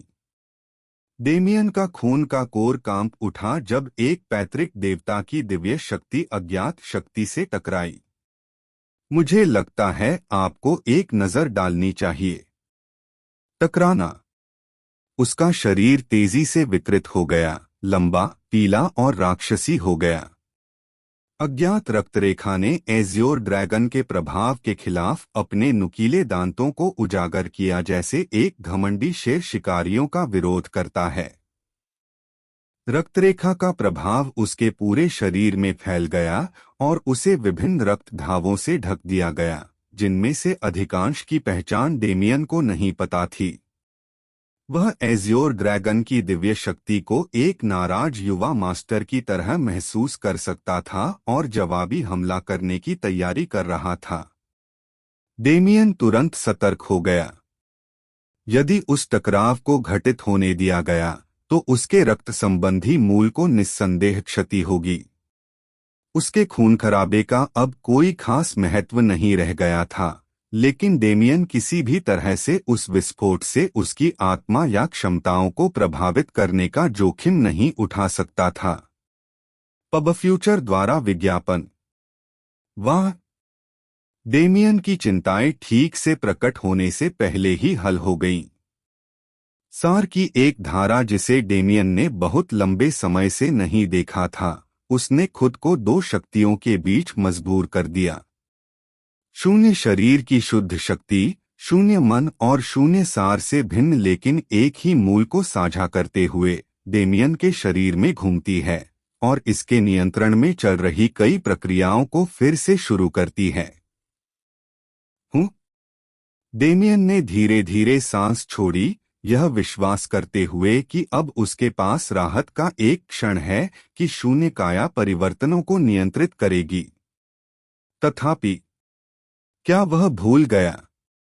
शून्य काया ही वह चीज थी जिसने उन्हें एक ऐसे पुरुषवादी में बदल दिया जो इस नारे के साथ जीता था, दर्द ही शक्ति है। शारीरिक प्रभाव अब नियंत्रित हो गए थे, इसलिए वे उसी दर्द या संघर्ष के बिना फिर से शुरू हो गए जो उन्होंने अब तक उत्पन्न किए थे। इसलिए प्रक्रिया का ईथर भाग अंततः शुरू हो सका। हामफना। डेमियन की छाती आगे की ओर झटका खा गई। उसने अपना सिर पीछे फेंक दिया और उसकी आंखें तश्तरियों में फैल गईं क्योंकि उसके पास जो कुछ भी था वह हवा के लिए हाँफने लगा। दैवीय शक्ति ने उसके अस्तित्व के मूल, उसकी आत्मा की गहराई पर आक्रमण किया और एक द्वितीय कायापलट शुरू किया। इस बार वास्तव में दर्द के अलावा कोई अन्य अनुभूति नहीं थी। डेमियन अभी तक अपनी आत्मा को महसूस नहीं कर सका, न ही वह समझ सका कि उसके साथ क्या हो रहा था। उसे तो केवल यही लगा कि वह छिन्न भिन्न हो रहा है। उसका अहंकार सीधे सीधे ढहने की धमकी दे रहा था। उसका दिमाग लगभग लाखों टुकड़ों में बिखर गया, जिससे वह मानसिक रूप से अपंग हो गया। डेमियन ने तुरंत अपने लिए महत्वपूर्ण सभी चीजों को माइंड जेल स्थानांतरित कर दिया। भावनाओं, यादों, विश्व कोर फ्यूजन रिएक्टर और उसकी आध्यात्मिक दुनिया में सितारों की अभिव्यक्तियों ने माइंड जेल तब तक पैक कर दिया जब तक कि वह और कुछ नहीं पकड़ सका। और जब तक उसने इस आपातकालीन प्रतिवाद को स्थापित करना समाप्त किया, उसने अपने दिमाग और शरीर पर पूरी तरह से नियंत्रण खो दिया। उसे ऐसा महसूस हुआ जैसे वह किसी सफेद जगह पर तैर रहा है जिसकी कोई परिभाषा नहीं है। वह दर्द जो उसके शरीर में गूंजता था फिर भी उससे उत्पन्न नहीं हुआ था, इस स्थान में कई खूनी भ्रमों के रूप में प्रकट हुआ जिसने डेमियन को कंपनी में बनाए रखा। बिना किसी गवाह के और केवल एक अवशेष आत्मा की जानकारी के अनुसार एक ब्रांड ने खुद को डेमियन की आत्मा पर अंकित कर लिया। प्रकार एज्योर का अध्याय 968 पूर्वज 4। अज्ञात समय समाप्त होने के बाद आत्मा परिवर्तन शुरू हुआ और जब तक यह समाप्त नहीं हुआ तब तक शारीरिक प्रक्रियाएं भी अपने निष्कर्ष पर पहुंच गईं। हाँ हाँ हाँ। डेमियन जमीन पर गिर गया और अपने सांसारिक कैमरे को तोड़ने की कोशिश करने लगा। वह एक असहनीय प्रक्रिया थी। आमतौर पर डेमियन कम से कम होने वाले पत्रों को देख सकता था और वह इसका उपयोग अपनी स्पष्टता और ध्यान बनाए रखने के लिए कर सकता था, लेकिन इस बार वह अकेले ही दर्द महसूस करता था। यह किसी भी सामान्य व्यक्ति का दिमाग खराब करने के लिए काफी था। इससे कोई फर्क नहीं पड़ता कि डेमियन की मानसिक सुरक्षा कितनी मजबूत थी, यदि वह सब कुछ चित्रित करता है तो दिव्य शक्ति ने उसके मस्तिष्क को पूरी तरह से नष्ट कर दिया। उनकी आध्यात्मिक दुनिया अपनी वर्तमान स्थिति में पूरी तरह से अस्तव्यस्त थी, जहां डेमियन के लिए उस आतंक से अपना ध्यान आगे की व्यावहारिकता बेहद मुश्किल हो गई थी। अपने व्यवहार को अंतर्मन से दूर करने और स्वयं की भावना की प्राप्ति के बाद ही वह शांत होकर सफल हो रहा है। क्या हुआ? अपने शरीर का निरीक्षण करते समय वह मन ही मन बुदबुदाया। सबसे पहले उनका भौतिक शरीर एक नए स्तर तक मजबूत हुआ था।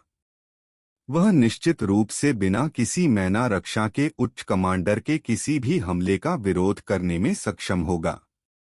उनकी प्रतिक्रिया का समय अब लगभग तत्काल था।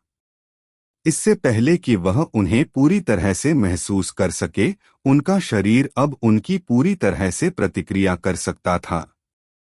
उनके विचार और कंपनी की क्षमता पहले की तुलना में बहुत तेज थी। उनके मस्तिष्क और आध्यात्मिक दुनिया के शोध के कारण एक उल्लेखनीय परिवर्तन हुआ। डेमियन ने इन परिवर्तनों पर ध्यान केंद्रित किया क्योंकि उसने अपनी धारणा को अपने रक्तरेखा मूल पर केंद्रित किया। यह शुद्ध लाल हुआ करता था, लगभग रक्त के थक्के की तरह। हालांकि अब यह पूरी तरह से अलग था। इसका आधार गहरा काला था, जिसमें सोने, सफेद, नीले रंग के जटिल पैटर्न और इसके चारों ओर लाल रंग का एक आवरण था जो एक सुंदर और गहरा चित्र बनाता था। यह है, क्या मेरी वंशावली विलीन हो गई है? सिर्फ विलीन नहीं हुआ, बल्कि सशक्त हुआ। पहले अचल दानव रक्तरेखा ने किसी तरह अपने क्रूर साथी को निगल लिया था और एक पूरी तरह से नई रक्तरेखा जैसी शक्ति बनाने के लिए एज्योर ड्रैगन की दिव्य शक्ति के साथ विलय कर लिया था, जो डेमियन की रक्तरेखा कोर में रहती थी। कितनी अच्छी बात है, वह कुछ द्वेषपूर्ण ढंग से बुदबुदाया क्योंकि उसे एहसास हुआ कि उसे अपने रक्त संबंध में बदलाव को पूरी तरह से पचाने के लिए प्रयास करना होगा। नहीं, उस पर ध्यान केंद्रित करने के बजाय ऐसा क्यों लगता है कि मैं कर सकता हूं? डेमियन ने अपनी हथेली पर शून्य मन की एक गेंद बुलाई। उसने उसे इधर-उधर घुमाया और उसकी डंडियों से खेला और सोच समझकर उसका निरीक्षण किया। अगर मैं बस उसके शरीर में एक नई वृत्ति थी जो रहस्यमय समझ से समर्थित थी। डेमियन ने उस वृत्ति का पालन किया और अपने मन की संरचना को बदल दिया। मटमैला पिचकाला शून्य मन धीरे धीरे चमकीला हो गया और रंग के साथ साथ बनावट में भी बदल गया। इसके पदार्थ की पूरी स्थिति बदल गई। जिसने स्वयं को गैस के रूप में प्रदर्शित किया, उससे शून्य मन तरल बन गया। नहीं, यह पानी बन गया। डेमियन ने अपनी उंगली हिलाई और पानी की गेंद को नियमित नश्वर थ्रो की ताकत से आगे उड़ने दिया। बिना ज्यादा सस्पेंस के यह हवा में उछला और जमीन पर गिरने से पहले बूंदों में अलग हो गया। पब फ्यूचर द्वारा विज्ञापन। यह तो साधारण पानी था। अरे बकवास, क्या मैंने ऐसा ही किया? हालांकि डेमियन की प्रतिक्रिया कुछ और सुझाती है। यहाँ तक कि संत सम्राट भी केवल अपने मन से अन्य तत्वों की नकल कर सकते हैं। मुझे पानी से बिल्कुल भी लगाव नहीं है और मैं मुश्किल से ही इसके संपर्क में आया हूँ। मैं कैसे कर सकता हूँ?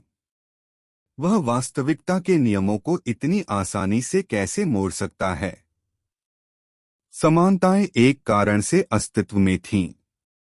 मनुष्य या उस मामले में सभी जीवित चीजों को जन्म के समय समानताएं दी गई थीं और वे मृत्यु तक उनके पथ का पालन करेंगे।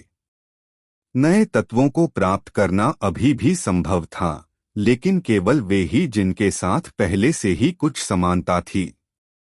डेमियन का समय नियम एक जन्मजात आकर्षण था जिसे प्रकट होने में समय लगा, लेकिन उसकी बिजली उपरोक्त घटना का एक आदर्श उदाहरण थी। यदि डेमियन को मूल रूप से बिजली के प्रति कोई आकर्षण नहीं था, तो वॉयड फिजिक उसके कमजोर और कुपोषित शरीर में एक नया आकर्षण स्थापित करने में सक्षम नहीं होता। सीधे शब्दों में कहें तो किसी असंबद्ध संबंध को सीधे नियंत्रित करना एक अभ्यासकर्ता के लिए सबसे बड़ी असंभवताओं में से एक था, या कम से कम ऐसा होना चाहिए था।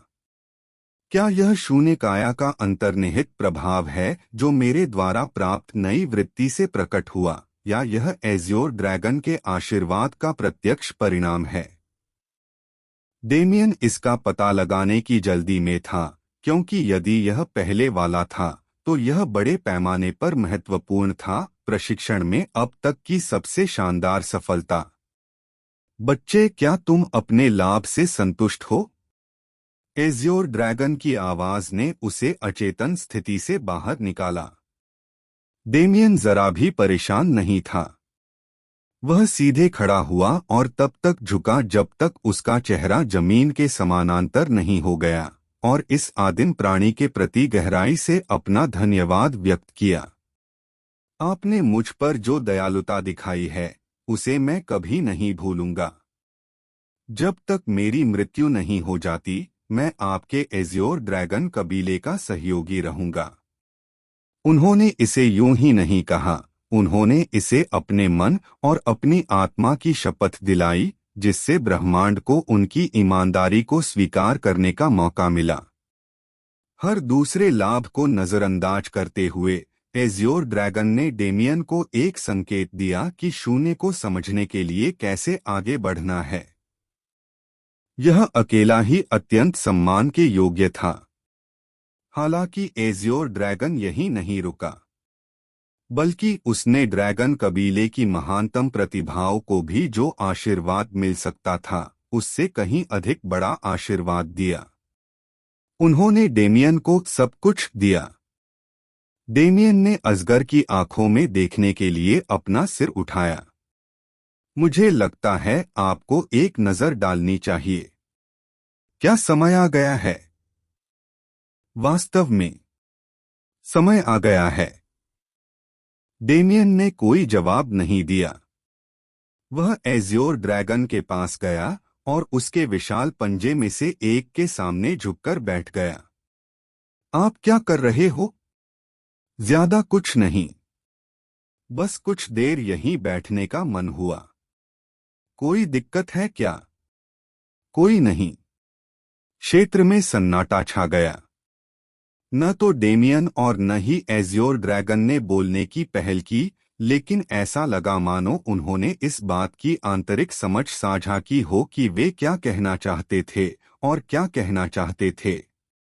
उन शब्दों को बोलने की जरूरत नहीं थी। धीरे धीरे समय बीतता गया। इस स्थान में मौजूद केवल दो प्राणियों द्वारा टिके हुए प्रत्येक सेकंड को सबसे महान माना जाता था। डेमियन ने अपने दांत पीस लिए।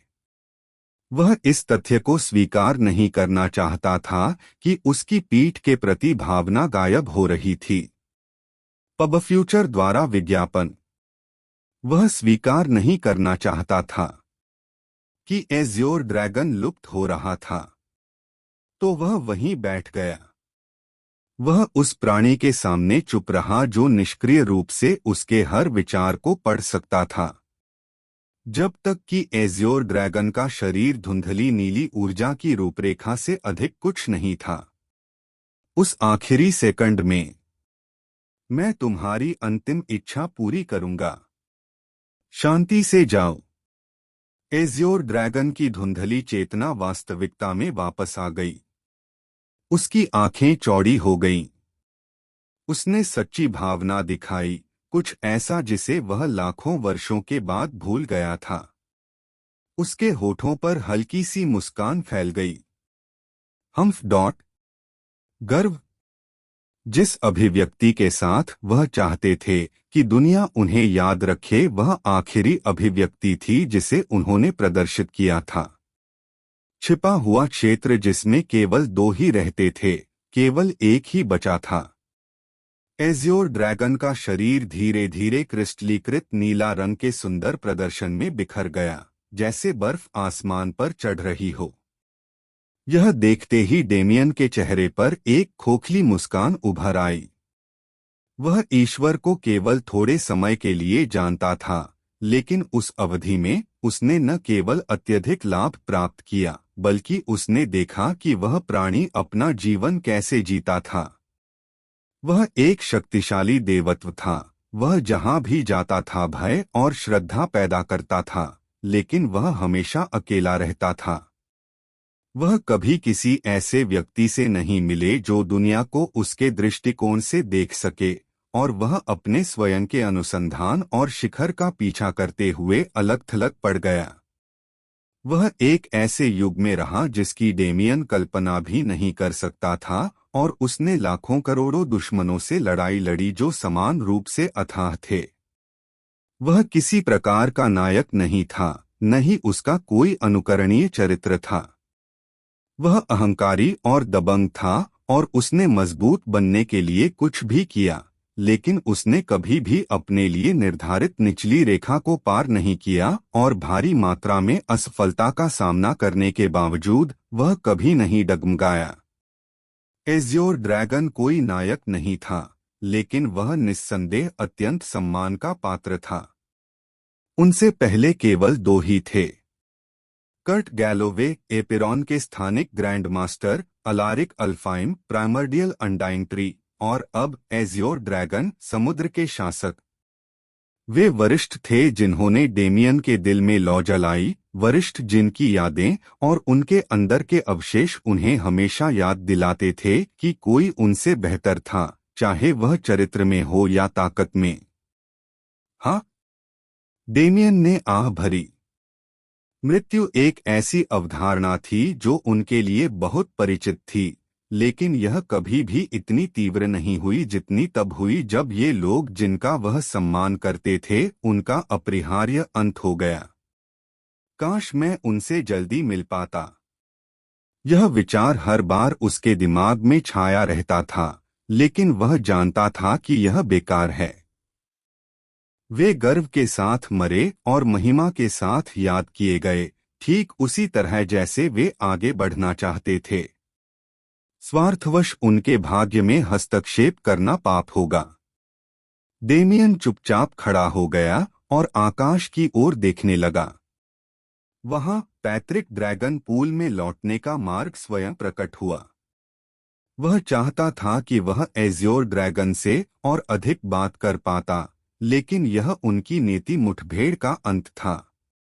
डेमियन के लिए अब समय आ गया है कि वह अपनी नजरें अगले लक्ष्य पर लगाए और हमेशा की तरह आगे बढ़े। यह उनके लिए भव्य सभा के लिए निकलने का समय था। Chapter 969 prophecy 1। डेमियन एक दिन से अधिक समय तक पैत्रिक ड्रैगन पूल में नहीं था। जैसे ही वह पूल से बाहर निकला और उसके चारों ओर दृश्य फीका पड़ गया, अंततः उसे एहसास हुआ कि अंतरिक्ष के चारों ओर समय का विस्तार हो रहा था। यह इतना दोषरहित था कि उसके जाने तक उसे इस पर ध्यान ही नहीं गया, जो अविश्वसनीय रूप से प्रभावशाली था। मुझे स्वर्गीय दुनिया में मूल पैतृक ड्रैगन पूल का दौरा करना होगा ताकि मैं इसकी पूरी महिमा का अनुभव कर सकूं। डेमियन ने गोल्डन ड्रैगन पैलेस के हॉल से गुजरते हुए मन ही मन सोचा। भोज अभी 1 घंटे पहले समाप्त हुआ था और अनगिनत लोग महल के हॉलों से होकर आराम करने के लिए अपने क्वार्टर या घरों में लौट रहे थे और अंततः अपनी थकान के कारण मर गए। दुनिया का माहौल एकदम शांत हो गया था। यह एक चमत्कार था कि किसी त्रासदी के बाद लोग कितनी तेजी से खुद को समायोजित कर लेते हैं। अब जब जीवन का उत्सव समाप्त हो गया तो मृतकों का जश्न मनाने का समय आ गया। आपदा से हताहतों की संख्या कम से कम लाखों में थी।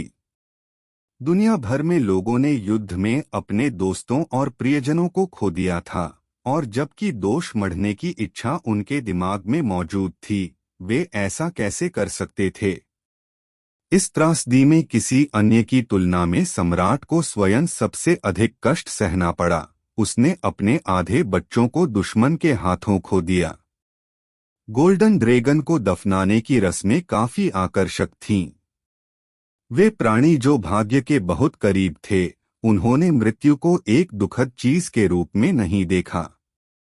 मृत्यु अपरिहार्य थी और यद्यपि भाग्य जीवन के साथ खिलवाड़ करने के तरीके में क्रूर हो सकता है, यह एक न्यायसंगत इकाई थी। जो लोग इस युद्ध में मारे गए, जो अपनी मातृभूमि की रक्षा करते थे या किसी अपराध में निर्दोष मर गए, उन्हें आनंदमय नीति के साथ पुनर्जन्म दिया जाएगा। यह बिना किसी संदेह के था। इसलिए यह शोक मनाने का नहीं बल्कि जश्न मनाने का समय था। मृतक द्वारा अपने पिछले जीवन में हासिल की गई उपलब्धियों का जश्न मनाना और अगले जीवन में उनकी खुशी के लिए प्रार्थना करना। डेमियन ने स्वयं भाग लिए बिना चुपचाप समारोहों को देखा। आखिरकार वह केवल एक बाहरी व्यक्ति था और उसकी उपलब्धियों को लोगों का स्नेह अर्जित करने के लिए प्रसारित नहीं किया गया था। उनके विपरीत एलेना को गोल्डन ड्रैगन के बीच व्यापक रूप से स्वीकार किया गया था।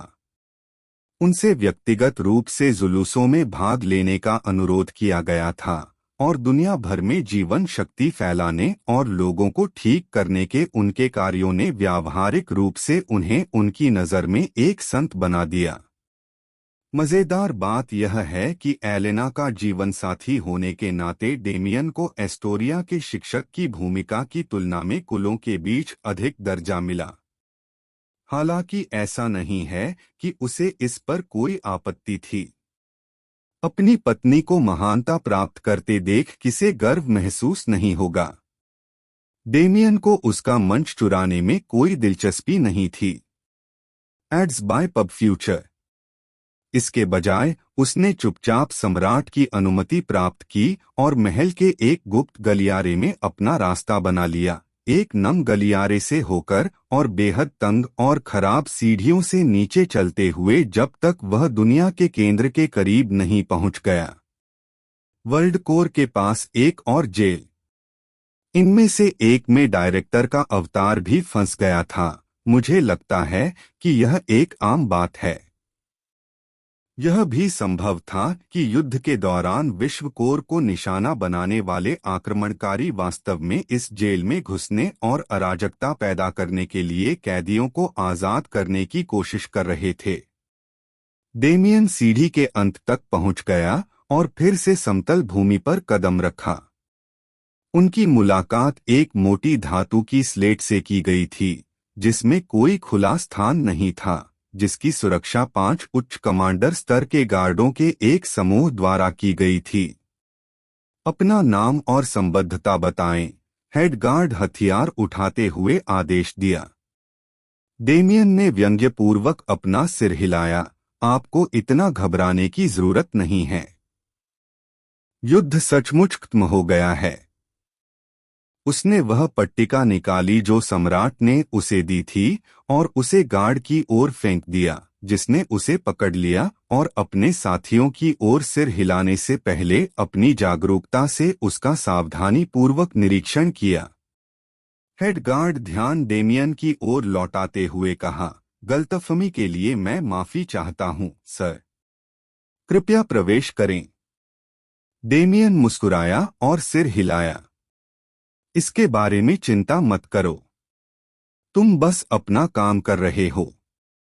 उसने देखा कि गार्ड एक साथ काम कर रहे थे, बिना किसी विशेष तुक या कारण के धातु स्लेट के किनारे की दो दीवारों पर अज्ञात स्थानों के सामने खुद को स्थापित कर रहे थे। गड़गड़ाहट। जमीन गड़गड़ाने लगी और धातु की स्लेट में तत्काल बदलाव दिखाई देने लगे, लेकिन गार्ड जरा भी नहीं हिले। मुझे लगता है आपको एक नजर डालनी चाहिए। डेमियन ने अपनी सब कुछ देखने वाली आंखें खोलीं और उनके कार्यों पर गहरी नजर डाली। ओह, यह तो दिलचस्प है। अपनी विशेषता से खुली नई धारणा के साथ डेमियन इन गार्डों के शरीर से निकलने वाली मन धाराओं को देख सकता था। मन की धाराएं दीवारों में प्रवेश कर गईं और कई बेतरतीब ढंग से एक दूसरे को काटते हुए रास्तों में बह गईं। प्रत्येक कनेक्शन बिंदु के कारण धातु स्लेट के गुण बदल जाते हैं और वह भ्रामक हो जाता है, और जबकि गतिविधियां विचारहीन दिखती हैं। इस तरह के जटिल काम में इतना सटीक होने के लिए आवश्यक मन नियंत्रण वास्तव में निरर्थक था। यदि वे एक भी गलत कदम उठाते हैं और कनेक्शन बिंदु 1 मिलीमीटर भी दूर हो जाता है, तो संरचना पलटवार करेगी। इन गार्डों को इस काम के लिए विशेष रूप से प्रशिक्षित किया गया है। Ads by PubFuture. यह एक अविश्वसनीय रूप से स्मार्ट निर्णय था जिसकी डेमियन ने ईमानदारी से गोल्डन ड्रैगन्स से उनके ट्रैक रिकॉर्ड को देखते हुए उम्मीद नहीं की थी। उन्हें यह स्पष्ट हो गया कि यदि ये रक्षक और यह तंत्र इतना जटिल नहीं होता, तो युद्ध की स्थिति पहले से कहीं अधिक बदतर होती। वे आक्रमणकारी जो विश्व कोर तक चले गए, संघर्ष शांत होने तक लगभग गायब हो गए। मुझे लगता है कि उनकी किस्मत अब स्पष्ट है। धातु स्लेट अंततः पूरी तरह से भ्रामक हो गई, जिससे डेमियन को जेल में डाल दिया गया। वह तुरंत दुर्गंध की चपेट में आ गया।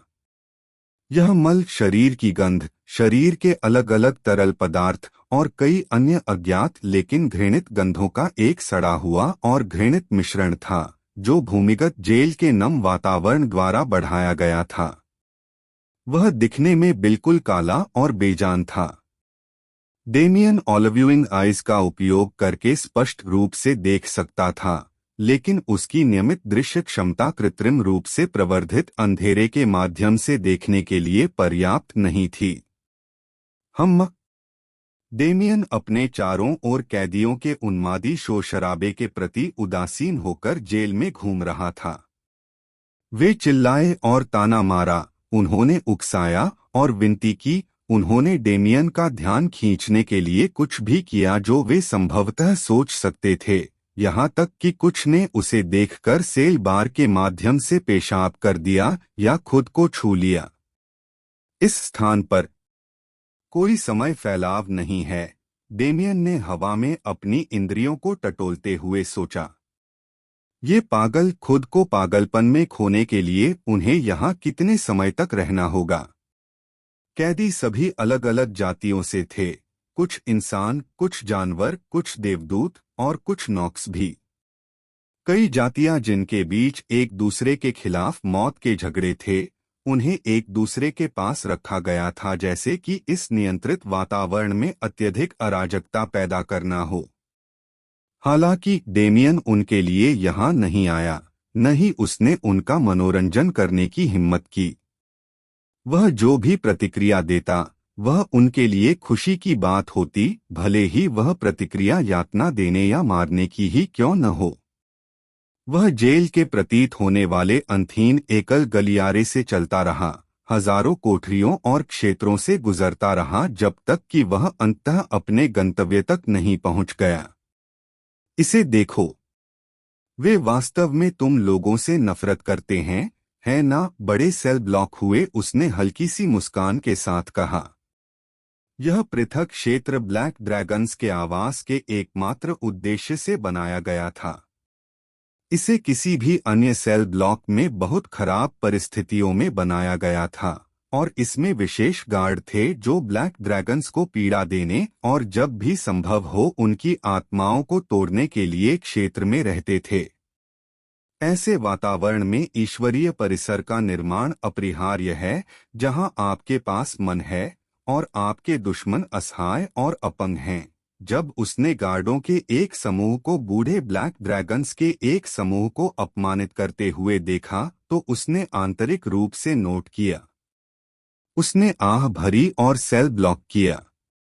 गार्डों ने तुरंत ऊपर देखा और शत्रुतापूर्ण हो गए, लेकिन डेमियन को उन्हें शांत करने के लिए वही प्रक्रिया दोहरानी पड़ी जो उसने गेट गार्डों के साथ की थी। उनके जाने के बाद उसे सेल ब्लॉक लाखों ब्लैक ड्रैगन का सामना करना पड़ा।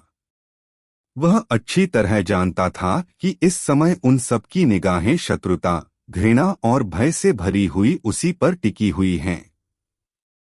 वो हंसा।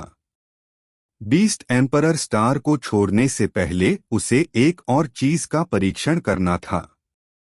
उसने अपना हाथ जमीन के समानांतर उठाया और खूबसूरती से अपनी एक उंगली फैला दी। उसने धीरे से हवा थपथपाई। बांध। हालांकि अगर उसमें उस तरह की क्षमता नहीं थी जो फेट स्टार को हिला सके, तो शून्य ने उसे कभी उपाधि क्यों दी होगी। असंभव को संभव बनाने वाली घटना स्पष्ट थी। एक बार फिर यह एज़्योर ड्रैगन ही था जिसकी सहायता से डेमियन को अपने लक्ष्यों को पूरा करने के लिए उचित उपकरण मिले। इस मामले में यह अधिकार था। डेमियन इस अधिकार को पूरी तरह से नहीं समझ सका, लेकिन इसने उसे ड्रैगन रेस पर एक प्रकार का दबाव डाला। उससे कमजोर लोग बिना किसी सवाल के समर्पण कर देंगे और उससे ताकतवर लोग इसके प्रभाव से दब जाएंगे।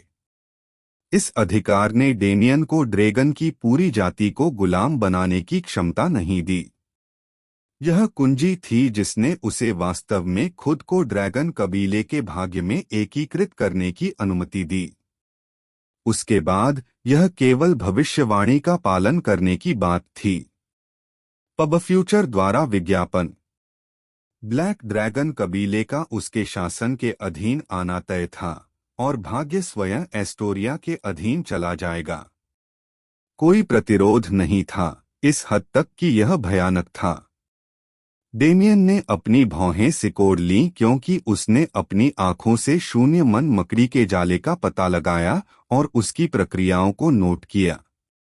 यह तथ्य कि कुछ भी बंद नहीं था और भी अधिक निराशाजनक था।